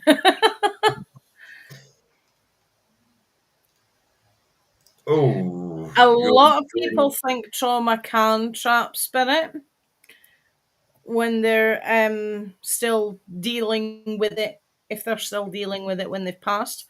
This is one of the reasons I say to there's my one friends there. that have a pulse, yeah, you're going through trauma, try and deal with it as quickly as you can, because if you take it with you, you're going to be hanging around and you're going to need somebody like Joe or myself to come and help you find your Yes, way I know back you to moaned. where you should Yes, be. I know you moaned at me not last week, the week before about it. And Yeah. Yeah, have you found it, it's Joe? one of those things. I mean, I don't believe the whole unfinished business. I No. do think it's more trauma, heartbreak, depression, things like that. You get yourself stuck because just like when you still have a pulse, you're stuck in your own head. Hmm. Have you found the one she was looking for, Joe? I found one of them. Go on, chuck it up It was then. the Pantages Theater in Mm, Hollywood, in Los Angeles. okay. Um, I went to a play there, but I was still trying to, or a show there, and I'm still trying to remember what show it was. I've been to a lot of them around. Um, I've got an old picture of the Pantages here. Let me pop it in the little Yep, that's what I'm waiting for. thingamajigger here. It's an old picture. Of course, there's newer ones and things, but I like this one. But lots and Ooh, lots of ghosts are here. They say, I would actually love to get that printed out and put on my wall. That's a lovely photo. isn't that a Mm. neat? It's a neat one, isn't it? That's amazing. When proper theaters existed. Christ. Right, right. And the Pantages, as well as the Chinese theater there, Yes. where they got all the Yeah, handprints and stuff. That's yeah. really cool. But they say the ghost of Howard Hughes can be seen here. Oh, nice. Um, of course, Alexander Pantages himself, the one who built the theater, has been Mm. seen there. Um, Lots of actors, actresses, guests that were there at the theater. And there's some of the staff have been there all as well, are still there. Painter, an electrician, backstage hands. They see these people still doing their jobs, even if there's no show going on, which is Mm. really kind of cool. But Pantages is a really good one. I hear the Grumman. It's not Grumman anymore, but it used to be the Grumman, the Chinese theater. Um, I hear that's very, very haunted. I've never been inside there. I've just been out front where they've got all the handprints and everybody's signatures and stuff. Been there, but I've never been inside the theater itself. Mm. Awesome place though. Yes, I think Stefan's made another really good point there. Yeah. There's kind of I've just literally just remembered one when I had where did I put that image? There it is. When I was in a team, we won't go into that, but yeah, I'm not going there. But when That's before why I I've went, always done it solo for investigations. I to be honest with you, most of the it was last week. It was actually 41 years for me. So, um, but when I was with the previous person doing um, investigations, we got called into a pub in Ipswich. Which Um, I'd love to go. Actually, right now, a pub in Ipswich would be great. Get a nice pint of Guinness. Talk about ghosts. um, the pub is fairly well known. Ed Sheeran's has drunk there quite a few times. Lead singer of Cradle Filth, Danny Filth, used to be a regular there. He used to drink until he quit drinking. He used to drink down there regularly. When we went there, my teammate and the manager's husband were at one end. I was standing up near the door. It was about 20 past 12 at night. We was only going to be there for an hour or maybe 2 hours at the most. We ended up there until 20 past 5 in the morning because it was just so active. And I have got the video footage. They've got a row of, I think it's 8 beer glasses, and there's only one that it will move on its own. We checked for drafts and everything, nothing. Thought, okay, is it they've rigged the glass? You've got to check all these things just in case. Yeah, of course. So we took the glass off and we got it swapped for another glass, and we put this glass on a different hook, and it still moved on a different hook. So potentially, she said she had been told that glass had been a favourite glass of somebody who had previously been there. She didn't know the details because they He was hadn't been obviously managed. wanting them to refill it again for them. Yeah, they hadn't been managers there for that long. There's a chair that was near the door, a big leather chair, like an old reading chair, like you'd see like in old films. And as I was standing there, I can't remember I put a toy or something on there because there's a little spirit of a little girl that runs about in there. And no word of a lie, I literally saw a hand come down on the right arm of it, as if someone went, right, that's it, I've had enough, I'm off home, like that, as if they were pushing themselves up. And I'm like, Jesus, that was. Hmm. It didn't scare me or anything, but it's like, wow. And then as I turned round, I can't remember the woman's name now. Without going into my messages, I can't remember the woman's name. Um, but as I turned round to her to tell her what I just saw, at the door going into the staff area and like the upstairs, there was a man standing there. Mm. Uh, but right, it's this one here. I'll quickly before I do Joe's one. This is just oh shit. Hold on, no, tell a lie. I'll do Joe's one first because I've actually downloaded the wrong picture. This is just a picture of the Grumman Chinese Theater. Oh What fuck. Yeah. what used to be Grumman, now it's got some other name. I don't know what it's called anymore. Yeah, that I've, place is amazing. You always see it when the premieres are on and stuff. Exactly, and I've got a picture of the inside here too. Just let me grab it real quick. um, There it I can't. is. hmm. I can't find a Image. picture of the actual plate, the actual theatre, but I've got a picture of the street that it's on anyway. So this will do. There's the inside of the Grumman. Uh, But it's a more modern name now. But wow. Wow. it's kind of neat, isn't it? That ceiling.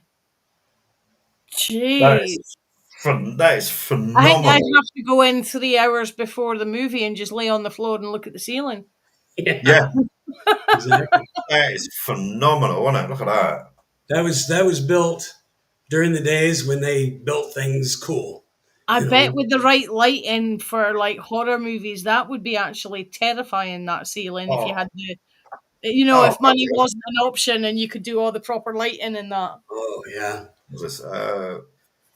Stefan said there's a movie theatre in Cologne that was hit by a bomb in World War II when it was fully packed. A few dozen deaths. Was built after the war. Supposed to be really haunted. He needs to visit it sometime. That sounds like a hell of an investigation. Let's plan a trip to Cologne. How far is that from you, Joe? Oh, probably what, a 10-hour train ride? Wow. Oh yes, that yeah, definitely Phantom. Only have Phantom there if it's Tarja singing it. Oh, I'd die a happy man then if it was Tarja singing it. No, the one I was going to show you, I can't find the actual picture of the theatre, I but take it we skipped phantom types there, and that's the music of the night. this is the road. The actual theatre's on the other side of this road. For some reason, you put it in, and it's I don't know why.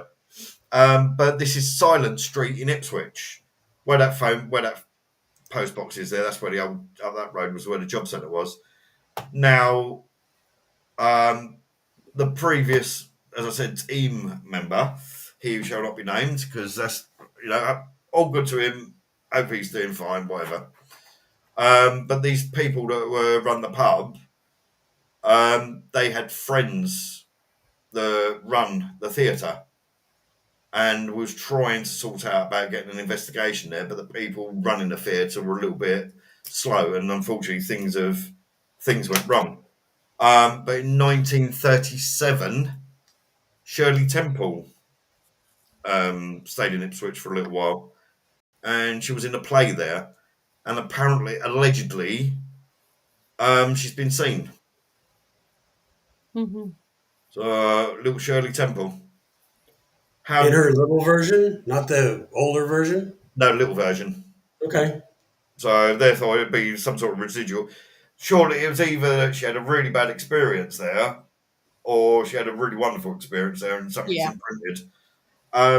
I have not for a long, long time, but I have briefly looked up history of that place, and it doesn't really say.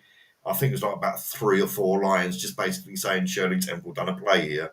It doesn't Yeah. really say of her experiences or anything. Um, Also, not just round the corner from there, um, Charles Dickens lived in a house there for 3 years. Nice. So, I bet he's got the blue dot on it on the building.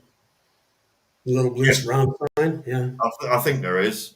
In fairness, Ipswich itself, I've not been into Ipswich town for about 6 years now. So, but in Bleak House, where the character, actually, I'll see if I've got a picture of the road. 2 seconds, I think I've got it. Ipswich. Ow. Well, no, it hasn't got the actual. No, I can't find it. They haven't got. They have got pictures of the road, but not very good ones, unfortunately. I'll just want to do for now. So, but where is it? I'm starting to get the hang of using all this now. So, There's a Charles Dickens house picture I just put up. If you're right interested. there we go. See? There's your little blue dot right there. Little blue Hmm. sign. Yeah, that is in Ipswich, is it? Yeah, that's his house in Ipswich. What road's that on? Oh, now you ask me all sorts of crazy Hold questions. on. Um, well, I'm looking at pictures right now. Let me go to all. That's. I brought up the wrong It's thing. for rent right now, where it says it there. But Admiral Lord Nelson had a house in Ipswich as well. Great White Horse Hotel. Oh yeah, I saw. I know exactly where that is. Yeah, yeah, I do.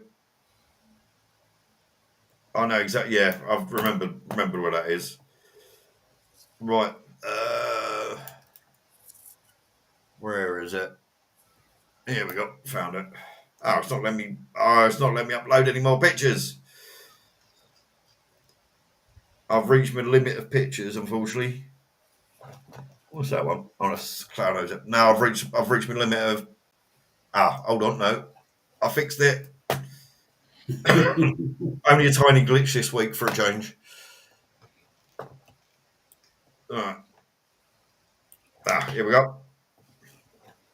Right. This is Rope Walk in Ipswich. Literally, it's not actually far from where the house is, actually. Um, in the story Bleak House, I can't remember Nice the name. city gate there. Sorry? Nice city gate there. Yeah, I noticed that. That's pretty cool. Down in the Mm, end. yeah. Um, but in Bleak House, I can't remember the name of the character, but one of the characters dies of spontaneous human combustion. Hmm. Can you find out that your computer's quicker than mine, Joe? Can you find out the name of the character for me? It's a male character, if I remember rightly. It's been a long time since I've read Bleak House, so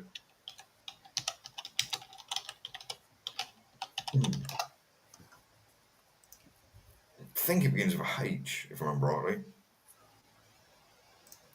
Just a second here. I've got it. Mr. Crook says here first introduced to setting the rag and bottle shop, continental, crackle, discolored, and dog-eared, dusty, everything. No, no. Crook is not only closely linked with the death. Well, now I just passed it.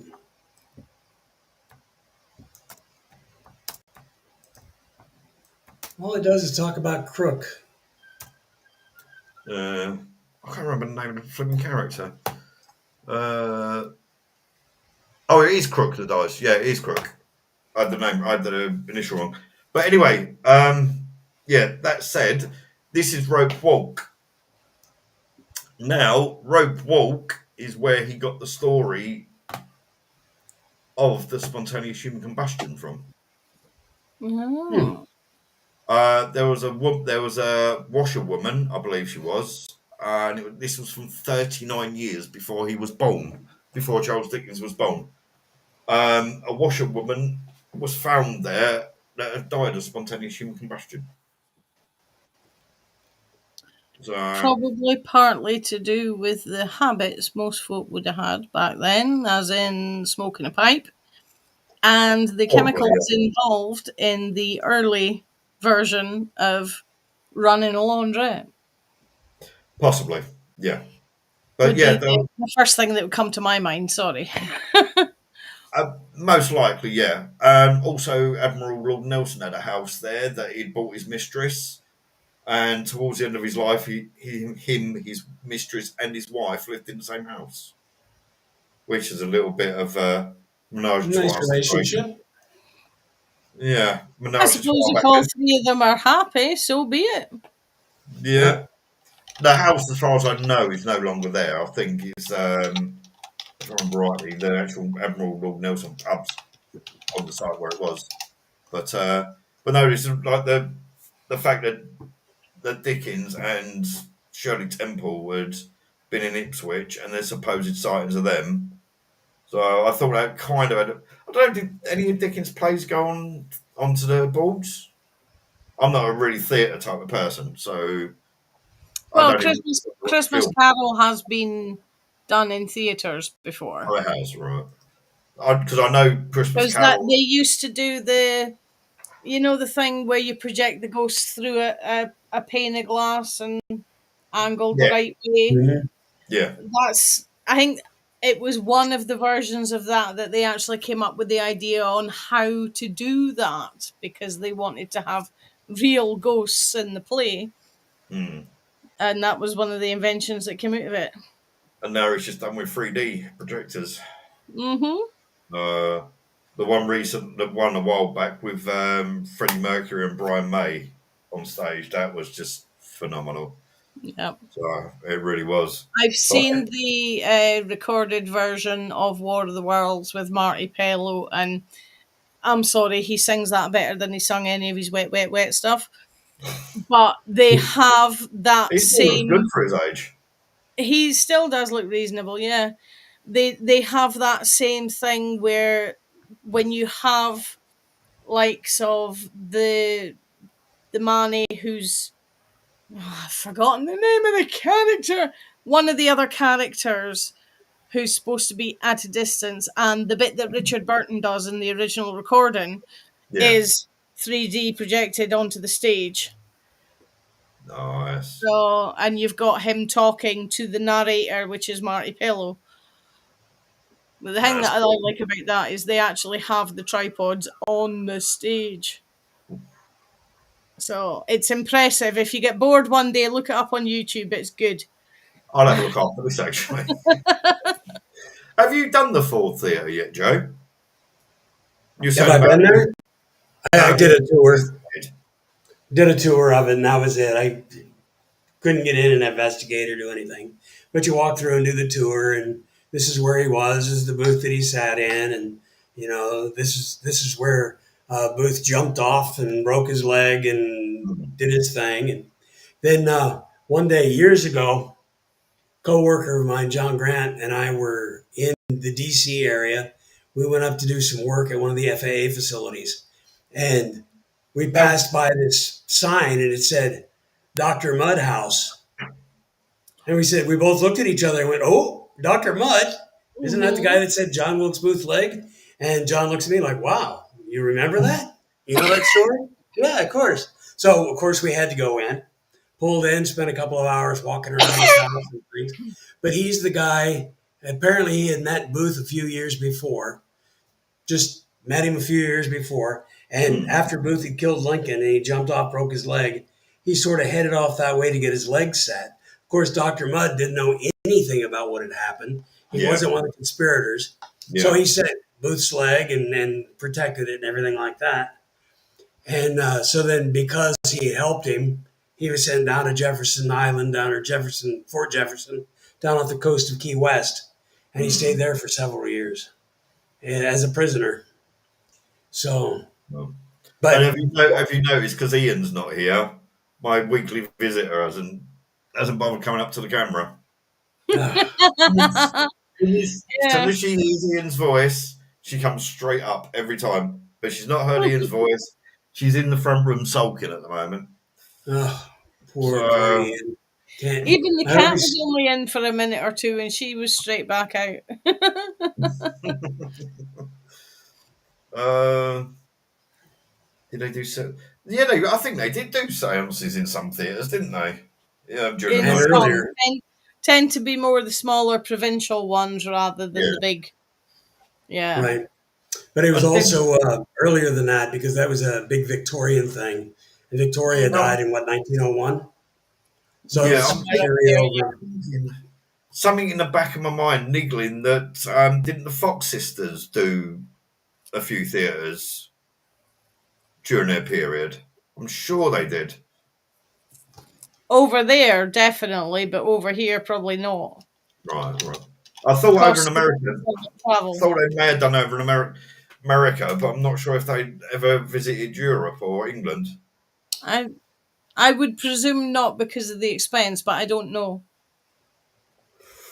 But they were big. They were worldwide famous, weren't they? Hmm. Yeah, So Margaret and Catherine. yeah, all trumpets and explosives. Yeah, usually cheese. Was it cheesecloth they usually used to use? Was Yeah. it stuffing cheesecloth up their nose and up their Jack and Danny's and anywhere that they could fit it? So Yeah, yeah. Well, Rochester, New York.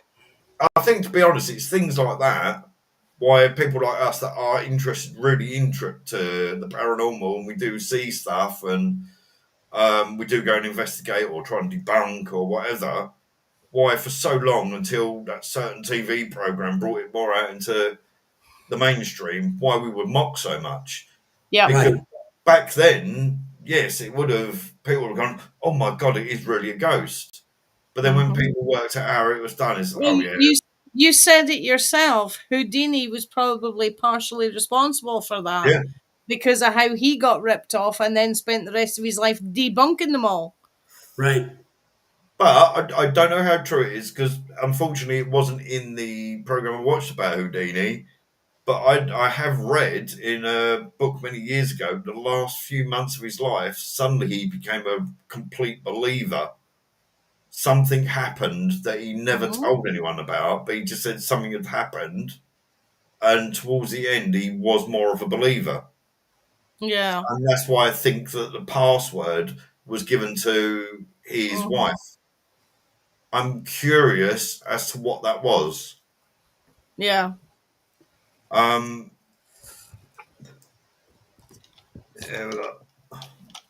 I'll just put that. As far as I know, it was never ever released what actually happened to him. I don't think even he Yeah. confided in his wife. Well, actually, maybe he did confide in his wife, and that's why he gave the password. Yeah. So it'd be interesting. What unfortunately, there's no way of finding out now. But Yeah.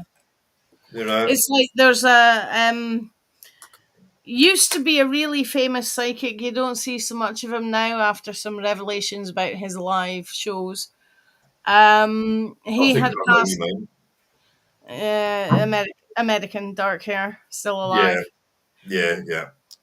And he had a password with his mum, which was Winnie the Pooh. Okay. And Houdini's in wife's his secret. Oh, sorry. Houdini's wife's secret code: Rosabelle, answer, tell, pray, answer. Okay. uh, Something's got to caused him to suddenly. Because what was it? He had pancreatitis or something. pancreatitis. That was Yeah. it. And somebody, it was going to hit him in the stomach, and they'd done it too soon or something that killed him. He hadn't prepared, and that's what killed him. But some reason, I just vaguely remember hearing or What reading was he that. seeing? Relatives and people that had already crossed over? Because I know that happened to my dad. Um, Yeah, because they do say that sometimes coming up to the Yes. end that you yeah, see things. because you could hear dad in there. I left on a Monday and he passed on a Friday. My other brother was there, with him at that time, Mm, and you could hear dad in there a lot of times talking to people, and there's Yeah. nobody in the room with him, but he was talking to Uncle Eddie and this person and that person, and he was talking to all of them, and they were chatting and carrying on very softly. Dad was yeah, really weak. He had all sorts of cancer running through him, so he was really weak. But he bless sat him. in there and he would have these conversations, and I know that they were talking to him, getting him ready to cross over. But we were waiting on my brother to get here from Korea. He was flying back so that he could see dad before he passed. And dad knew that he was on his way. So Yeah. they were doing Yeah. this thing. Eileen's put her father-in-law saw people pass as he was on his in his final moments. Yeah. Yeah. I So know a few folk that were like that. Yeah. And well, like I've one said of to you them really before about surprised Janet. me because she looked like she had already gone color wise. Yeah. And she got a visit from her granddad who basically brought her up. Mm, And she was having a laugh and a giggle with him, and we're all sitting there going, okay, we'll yeah. just let this happen. But see, having that laugh and a giggle with him, all the colour came back to her face, and then that was it. Yeah. Mm. Hit that So, Working, last minute, get working, yourself ready and go. yeah, working in that's it. the working in the care industry for 26 years, especially when I was up in Norwich, when I was living up that way, several times I'd had to sit with people as I was passing and that, and I'd always sat there and thought, I never did it out of respect, but I always wanted to sit there with an EVP recorder, Yeah. just so I could possibly get their messages and It's people saying, okay, it's one of those things that I often think it's the kindest thing you can do in that profession is to Mm. sit with them, keep them company so they know it's okay when it's Right. their time. So Yeah. it's the Like, nicest Exactly. thing you can do for like I said somebody. to you, there was an old gentleman that was passing away. I He had the death rattle. His breath was almost gone. So I had to go and get the nurse who was on duty. I can't remember who it was, but the Exactly, nurse was on Eileen. duty at the home. And literally the last words he said to her was, "There ain't a chance of a blowjob before I go, is there?" So yes, in one of the care homes I worked at, they used to open up the windows. Um, Yeah. and when it's the anniversary of my son's death, we have it's a church type of candle, but it's a green one. I've got, and we've carved like the people that have passed. That's in like the 13 years me and Heidi have been together.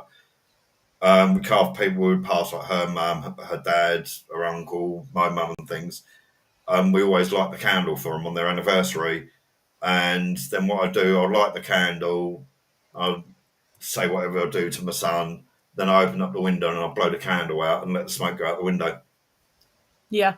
Uh, The old just, sympathetic magic. yeah. My Stefan said my mum only moved on after she gave me a message for everyone in the family that he had to deliver. Yeah, Yeah. Yeah. exactly. Yeah, that, I've heard that thing so many. Basically, when I was working in Norwich, there was a saying about people seeing people before they pass. There was an old guy, Jack Leathers. Unfortunately, his dementia was quite bad. It was a block of, I think, 36 rooms. I think it was, if I remember rightly. And the other residents walking, a lot of them used to just wander because of their dementia.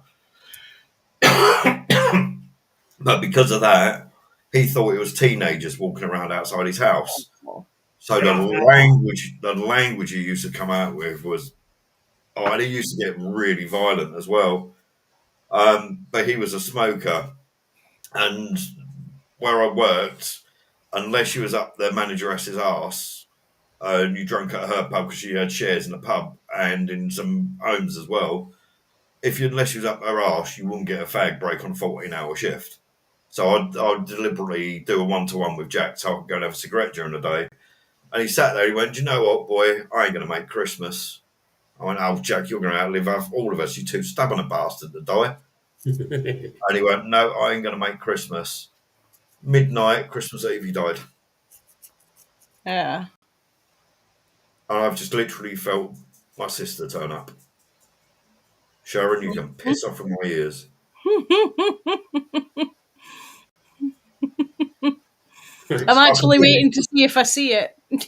Yeah, see, I can feel it. And I've got goosebumps suddenly come up. Yeah. So the hair on my arms is standing up like crazy. What's this? And we got oh, Perry. I didn't realise Perry was still here. Yeah. When my dad passed, the Marie Curie nurse opened the window. I must have looked a bit confused, but she explained why. Yeah, I think that's goes back quite a way, doesn't it? Yeah. That sort of Yeah. A thing. long, long time. It So became very popular again in Victorian days, but I think it's almost pre-Christian. I think. Yeah. yeah, Covering mirrors, stopping the clock. Yeah. All I those. think a lot. I think a lot of cultures as well that have used pyres and things like that throughout the years. They've Right. believed that smoke going up is because Yeah. it even says it in the book that air, and obviously we know air is what keeps us alive, but air apparently is the spirit wandering about. Yeah. I'm not going into arguments I've had with Christians of late. They don't like it when I disprove them, but never mind. There's a couple of comments in here that I want to come back to when I prop up my computer and stop it falling off the back. Mm. Um, the I think it was Eileen. Second, so the second time my now partner died for 5 minutes, her dad told her it wasn't a time. Wow, that's phenomenal. I think it was Eileen's one that caught me. Yeah. our mum and dad came to her the night before their funerals.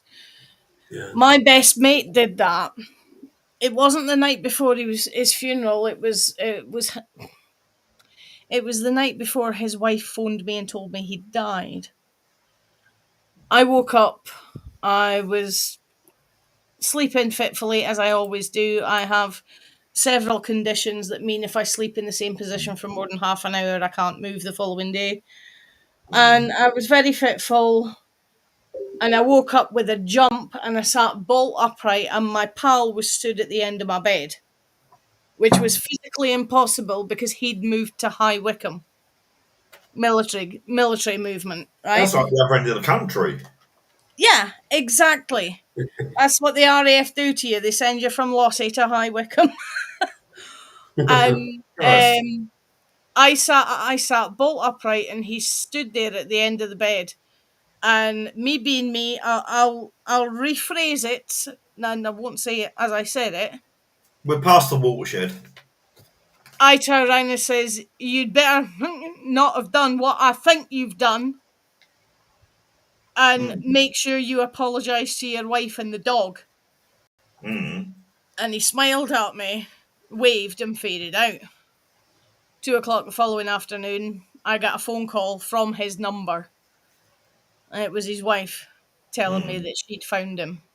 He, serious PTSD, Gulf War syndrome, which officially doesn't exist, but flaming well does, Yeah. and multiple other things. And he took himself for a walk in the forest. And she only found him because she came home from work and the dog was breaking its neck for a pee. Let the dog out, the dog went straight to him. So, but yeah, you quite regularly people that you're close to will regularly visit you just before, on the point of, or just after, because they're just checking on you to make Yeah. sure Well, you're okay. we haven't wandered. We haven't wandered that far off this week. No. But there's Good been, show. Stefan has made a lot of really good points tonight about like actors throwing themselves into a role. They do become, like I said, Heath Ledger did become the Joker. Christian Bale Mm-hmm. did become Batman. And yeah, I can see that, like what Stefan was saying, that it can quite easily put it up there because they've put so much of themselves into it. Stone tape theory might be one worth broaching at some point. Mm-hmm. But what are we doing next, guys? Any We're ideas, under audience? 2 hours. We're under 2 hours at the minute. Woohoo! Barely. Now. um, we didn't bring up Drury Lane, unfortunately. Never mind. I can Allegedly, close all these extra tabs I've got open, and my signal will improve. I've only got the 4 open at the minute, so I had 6 um, spare ones that were loaded with other stories from other places. in fairness, I only brought my others open because I've now kind of got the hang of bringing up the images and putting them up here, and I still like doing this because it's a new toy for me. So, thanks, Eileen. Really appreciate it. Don't forget to subscribe, people. So we're up to 101, so we're slowly getting there. But I'm still trying to get the hang of the video. Oh, Joe, you just said something in group, Joe. Oh, No, it's just all right. it's okay. It's notes Oh, right. first. Okay. Yeah. I'm I've just just got it, responding yeah. to a comment in our local group. Yeah. I've just seen it. Yeah. Well, but no. Last one briefly, I wrote down Drury Lane. Apparently, it's the most haunted theatre in the whole of London. There's a man in a grey suit regularly seen by the side of the stage. He's seen in the audience on opening nights and closing nights, but nobody knows who he is. And apparently, there's a ghostly moggy. Aww. Uh, Not one of them. My friend had the weird experience with her daughter last night. I think she's got 13 cats. I think she's got. She said, and two bunnies. Jeez. Legs. Oh, hang on. I think it's Yeah, just. there's lots of people seeing the legs in Drury Lane. Yeah, Yeah, yeah. and of I course did. it I, was on that other program as well. yeah. We've got one here from Perry. You're most welcome, Perry. Yeah, Hopefully he subscribed. Oh, he must be, or otherwise we'll be able to comment Penny anything about. has subscribed. Yeah, I appreciate it very much. Oh, we're getting then. This is our 12th live, I think. Ooh. So next 12? week. Sorry, Joe. Next week, yeah, next week's going to be our lucky 13. Yeah, that's what I'm thinking. Ian should be here, I hope. That way Oh, the animals will visit. it's just not the same without Ian here. Yeah. It really isn't. We need So, that Bolton accent. oh, we do. We need We've that. got like I Scotland, can't. I then can't do that one. Northern England, then Southeast, and I then can do a America. I little bit mean, that's almost Yorkshire, but it's not that much Yorkshire, and it's definitely not Manchester. no.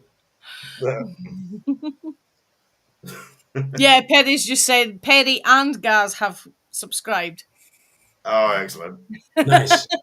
Uh, but yeah, we're up to 101. Unfortunately, last week's one it froze at 81. Unfortunately, but these are the way they go. I'm still Hmm. happy with the one we had. It was just short of 900 views, and I'm really happy with that. Yeah. So we're slowly we're slowly getting there. Um, Hmm. in theory, now we should only be 11 videos away from the magic 100. Apparently, you get noticed a bit more when you hit 100 videos as well. So, but it's been great as always. What are we going to do next week? I don't know. Any ideas? Members in the gallery? Was what I mentioned in chat earlier, possibly mental health and Yeah, mental health, mediumistic, and autism and the spirit world. It could be because that was weird. My friend was saying that she was sat there watching a film with her daughter. The None of the cats were about at the time, and I think it was August. Her dad passed away, bless him. And she said, obviously, he's now at least he's not in pain anymore, which is good. And her daughter said, "Yeah, I do this all the time." And she was, I think she said she couldn't say granddad, so she called him granddad or something like that. I can't remember what yeah, she said. She was saying that, and it was like, "Can you shut the door?" And then suddenly, just the bedroom door shut. Awesome. And she said it didn't scare her, but she said it did make her tearful because yeah, obviously she's still healing herself because it's only been a few months since her dad passed. But as I said to her, that's fantastic knowing that he's still around for you. yeah. That is And it absolutely shows lovely. that he's okay because if he wasn't okay, he wouldn't be able to come back and visit already. Exactly. See, now So, I grew up in a spiritualist family, and I remember going to spiritualist churches from like the age of 4 or 5. I yeah, was going to there, and I was always told when you go over, it's almost like you go into a hospital to heal, like the separation part, and yeah, then you move on and then do whatever. But the fact that just after a few months he's already able to communicate, that is just yeah. absolutely fantastic. That means when he went, he must have He was been so settled and pleased. ready. Yeah. So, so for her, that must have been absolutely fantastic. Hmm. Do you think what Christ, Dainton would be this November? Dainton would be 17 if he'd lived, and in all that time, and I can't confirm it was him. It might have been my other son. Years before that had passed away. I just remember being asleep, dreaming of being sat on a wooden park bench, looking out to sea. A young boy sat down beside me. He looked at me, smiled, and we just sat there looking out to sea. Not a single word said. I don't know Yeah. which one of my kids that was. It might not have even been one of my children. It might have just been a spirit of a child that happened to be coming past. Yeah. And as a symbolic reader, Hmm. anywhere you see water in the tarot and spirit work, it represents your emotions. Yeah, So that is a very good sign to get from whichever one it came from. yeah. But that is literally in 17 years for Dayton, 18 years for Kiona, and oh Christ, must be 28, 29 years for Jared. That is literally the only thing Sharon's just doing it bloody again. Mm-hmm. Yeah, goosebumps again. I mean, left ear being flicked. But yeah, literally, that is the one and only thing that I've ever had. And like I said, I can't confirm that it was one of mine because where I lived in Leiston back in the 1800s, there, or whatever it was, there had been a workhouse there. So it could have been one of the kids there. Could have been any number Uh, of people in at that Yeah. point. but Just I like to think it sympathize wasn't what was going through your head and tried to make you possibly. feel better. Stefan said, I always wondered if folk that come or were brought back from death have a stronger connection that stay with them. I can often tell just by looking at a person. I think so. Oh yeah, Yeah. I know for a Um, fact. Having It yeah, done well, yeah. changes. Yeah, Joe went through it with his heart attack, didn't he? His bypass. my transplant, yeah, all of that Yeah. stuff.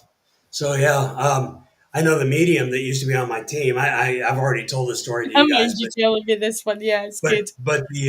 the medium on our team, she followed me to the hospital since we worked together. She heard about my heart attack at work, and she followed us to the hospital. And she was Mm, sitting in a chair at the end of my bed while they were trying to keep me from, like, I'd go into tachycardia and my heart would just start racing. So they'd paddle and paddle and paddle many times, 30, 35 times. I'd wake up and be doing stuff. And she would be down at the foot of my bed just smiling and laughing. So I'm mm, intubated, of course. I can't say anything. So I look at her and, what? And she says, every time that you cross over, you go over to the other side and you're screaming, help, send me back, send me back. I got to take care of my son. I got stuff to do. Send me back. And mm, every time I'd go over there, she'd hear me yelling to send me back, and I'd come back. Finally, everything settled down, and they transferred me to the other hospital where there was better stuff going on. But mm. yeah, definitely, you You- come back from that kind Most of stuff. There's much See, a stronger strange, connection. most strange. of mine were too young for me to remember. I mean, I was clinically dead 4 times before my second birthday, Mm. and Yeah, you had a lot of problems, I've didn't added you? another three to it since. Mm, My most recent one, I was very disappointed when I realised. I was taken in. I had horrendous pain. I was as supple as a board of wood. I couldn't move, and I felt like my head was exploding. I was in so much pain. I'd actually ripped out half my hair and so on and so forth. mm, Totally not with myself as I should be. mm, And I'm in the emergency room. I'm hooked up to all the machines. They're filling me with morphine, pethidine, and everything else they can get their hands on.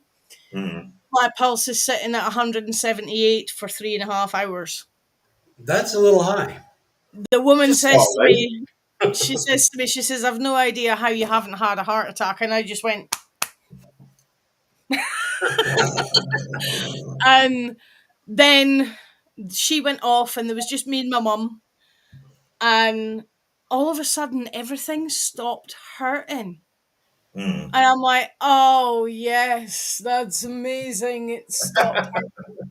And I relaxed into it. And then I came to because my mom had gone in the middle oh of my Christ. chest. All the alarms are going off. And of course, me being me, first thing I said was, what the did you do that for? It stopped hurting. Yeah, it stopped hurting because you flatlined. But my Mm, huge disappointment was no tunnel, no grandma, great grandma, or anybody else. Right. You know what mm. I saw? I saw the monitor that was behind my head facing the other way. And the I nurse saw is like, nothing that I "That's remember. impossible. It's facing the wrong way." And I'm like, "No, it is, because the numbers on the bottom left corner of the screen are ba ba da ba da ba da ba da ba da ba da." Mm, Cited them all off, and she went and looked, and she went, "That's impossible, but you're correct." mm. I'm like, "Told you." Not And quite Well, I'm impossible, is hoping for it? the angelic chorus, the white light, yeah. or at least the bouncer going, "What the hell are you doing here? Get back!" Mm. The I can't think I how don't long remember ago. anything. It was just complete darkness, and then Yeah, I'd wake up and see her sitting at the foot of my bed laughing. So yeah. that's all I remember.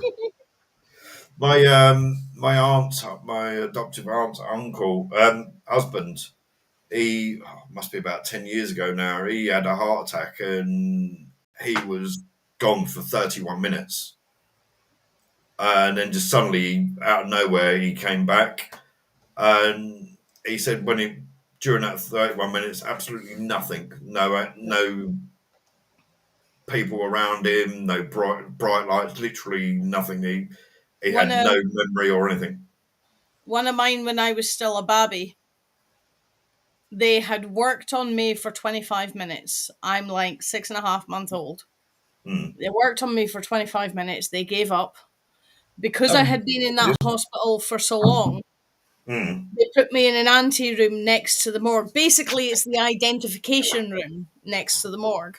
Yeah. So the staff could come and say goodbye. You see, he's not there. He's not there. She's like, "I'm not looking at the screen because he's not No, there." no. Because Ian's not there. No, no. Joe's there. No, Joe's there. No, And no. He's turning their head on you. put me in the side room for the staff to come and say goodbye. And Mum's Mm. gotten the phone call. She's on her way to the hospital under police escort, blues and twos. Mm. While one of the nurses was saying cheerio, she saw my thumb move. This is 45 minutes after they stopped working on me. Mm. My mum turned up at the hospital expecting to find me as a corpse, and I'm sitting on the nurse's desk eating a nice lolly. So, Too stubborn. Yeah. as I said the other week, Linda, that's just being Scottish. Stubborn. You say hello? But mind, I'm nae Scottish by birth. I'm Yorkshire by birth, Scottish Yeah, by that's choice. true. So But between look, them look, two, I'm as she's literally stubborn as they going, come. she keeps looking at the screen to see if Ian's there, and she keeps turning her head away when she can't see him. What's her name again? Bella. Bella. Bella. You know, you. Ciao, Bella. Bella. Oh, she weighs a ton. Oh, Yeah. look, say hello. Oh, say hello. Hi, Bella. You good girl. Well, she just cost me 18 quid for one flea tablet. Oh, and she's still bloody chewing herself. Oh, wait, message Stefan. My partner said that the first time she died, she could see everything and everyone in the room. She felt she was everywhere in the room all at the same time. That'd Yep, go I've back that whole heard back to the stories like energy. that all the time, but Mm, I've never had that happen to me. It was always now. I've been told also that I may not have been supposed to see anything, and that's why it's black. So Yeah. eventually, you Could know, that be a sign though that it's not your time?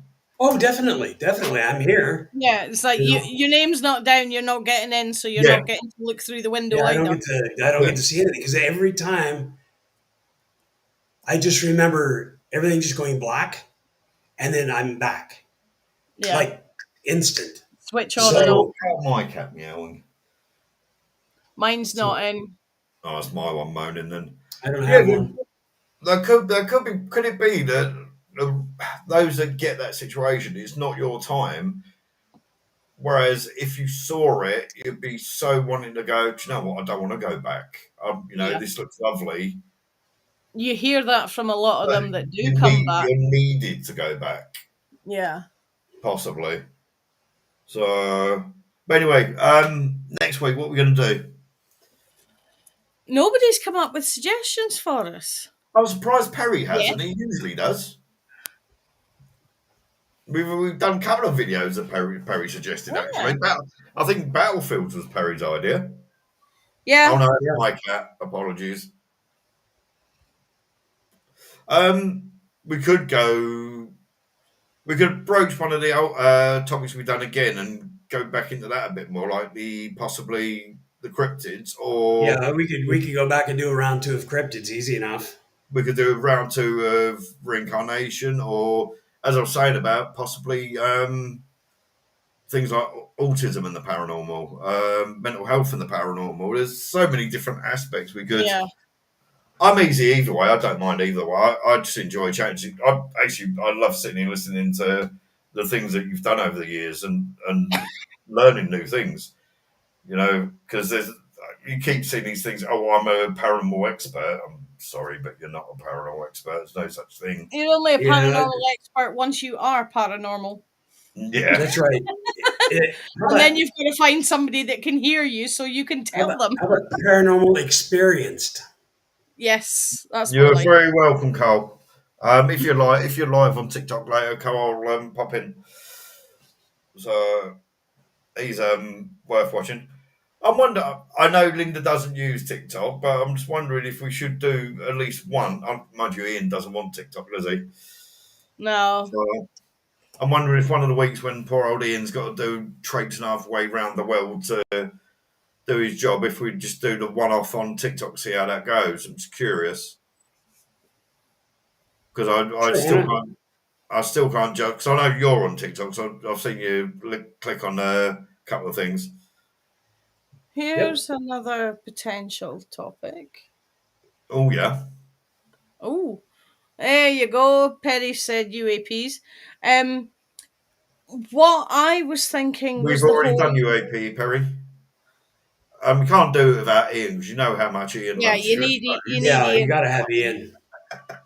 That's his I favorite was subject. thinking something along the lines of stone tape uh, Mhm. recording into buildings, recorded into an area, the residual hauntings and stone tape theory as Mm, a possibility mm, for Yeah. to be added onto the list of potentials. So, mm. because that's an odd thing that you can measure the energy in a bit of stone. Yeah. Oh, well, So, let me quickly bring up the YouTubes. yeah, do Perry. There's a few interesting ones on there. The more interesting ones are the ones I'm not in, but I'm just happy being the eye candy. That'll do me. I've I'll taken get your you a job, shock Joe. one night. I'll come in with my makeup done and my hair done and my contacts on. It'll scare the hell out of you.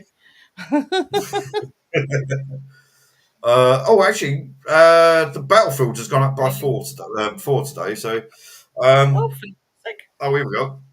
I don't know if I'm going to try sharing a link here for Perry. Whether this will actually work or not, I have not got the faintest idea, so I'll give it a try. But oh shit, I can't remember what topic it was. He said, Yeah, "Oh yeah, that's reincarnation, definitely not wasn't it?" that. I've just heard it. See you later, Eileen. Uh, there we go. See you later, Arlene. There we go. I don't know if you can. I don't know if you can click on that or not, Perry. If not, you can But copy that and is paste. how I did just copy and paste it. But on my side, I can't click on it. It No, just but brings up he can the just copy it and Yeah, but paste you it. can copy and paste. Yeah. yeah. You should be able to. Yeah. There we Night, go. Eileen. Oh, my. There we go. So and Perry said that. Right, guys, it's been fantastic. We haven't exactly settled on a topic for next week, but we can talk about that in the chat and leave it as a Oh, we surprise can for get next week. everybody to put a suggestion in the comments Sure. and take a tally Well, up. you're both admins. You could always just chuck a poll up on. Oh, actually, I could put it on the YouTube as well. You could always chuck a poll up in Paranormal Angle if you wanted to. Oh, it says there is a bust in Leafhold that is a perfect example for the stone tape theory. Oh, yes, that is my cat. Definitely. Bloody animal. To those who Well, don't speak cat, most cats just go meow. His cat's going, I want to get laid. I want to get laid. when I try that noise, it don't work for me, so it's not going to work for him. So, uh, Excuse there I go. me. Are you okay, Linda? Yeah, I'm fine. I think Linda's just pissed the chair, but never mind. No, I'm not that old fantastic. yet.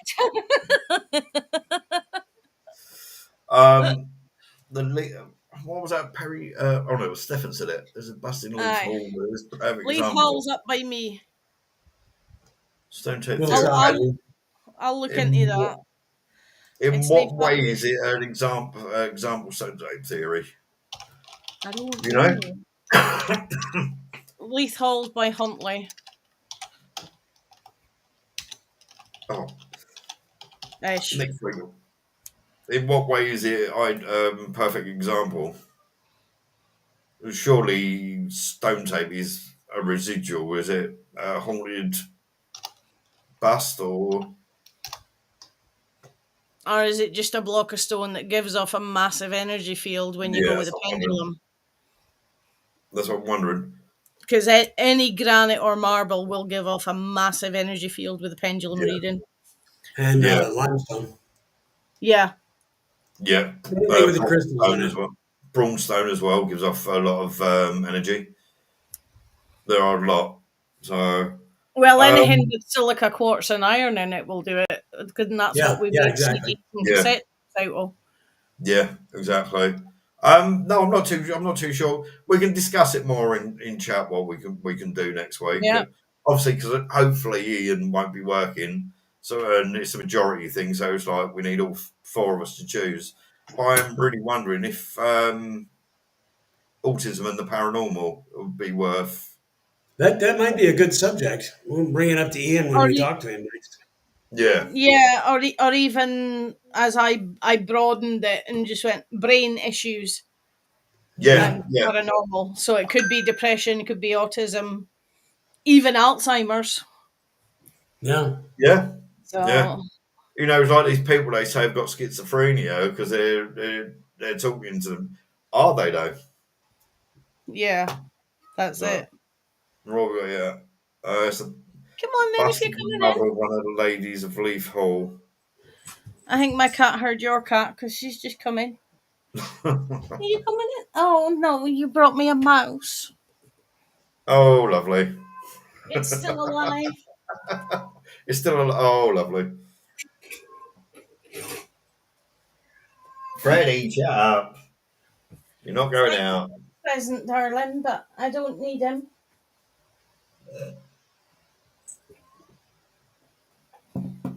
Oh, Yay, success. Say oh. hello to my little Hello, little friend. friend. Oh, we're still alive. Yeah, she always brings them home alive. Oh, that's a cutie, that is. You Oh, want to see bless him? her. Come on and see him.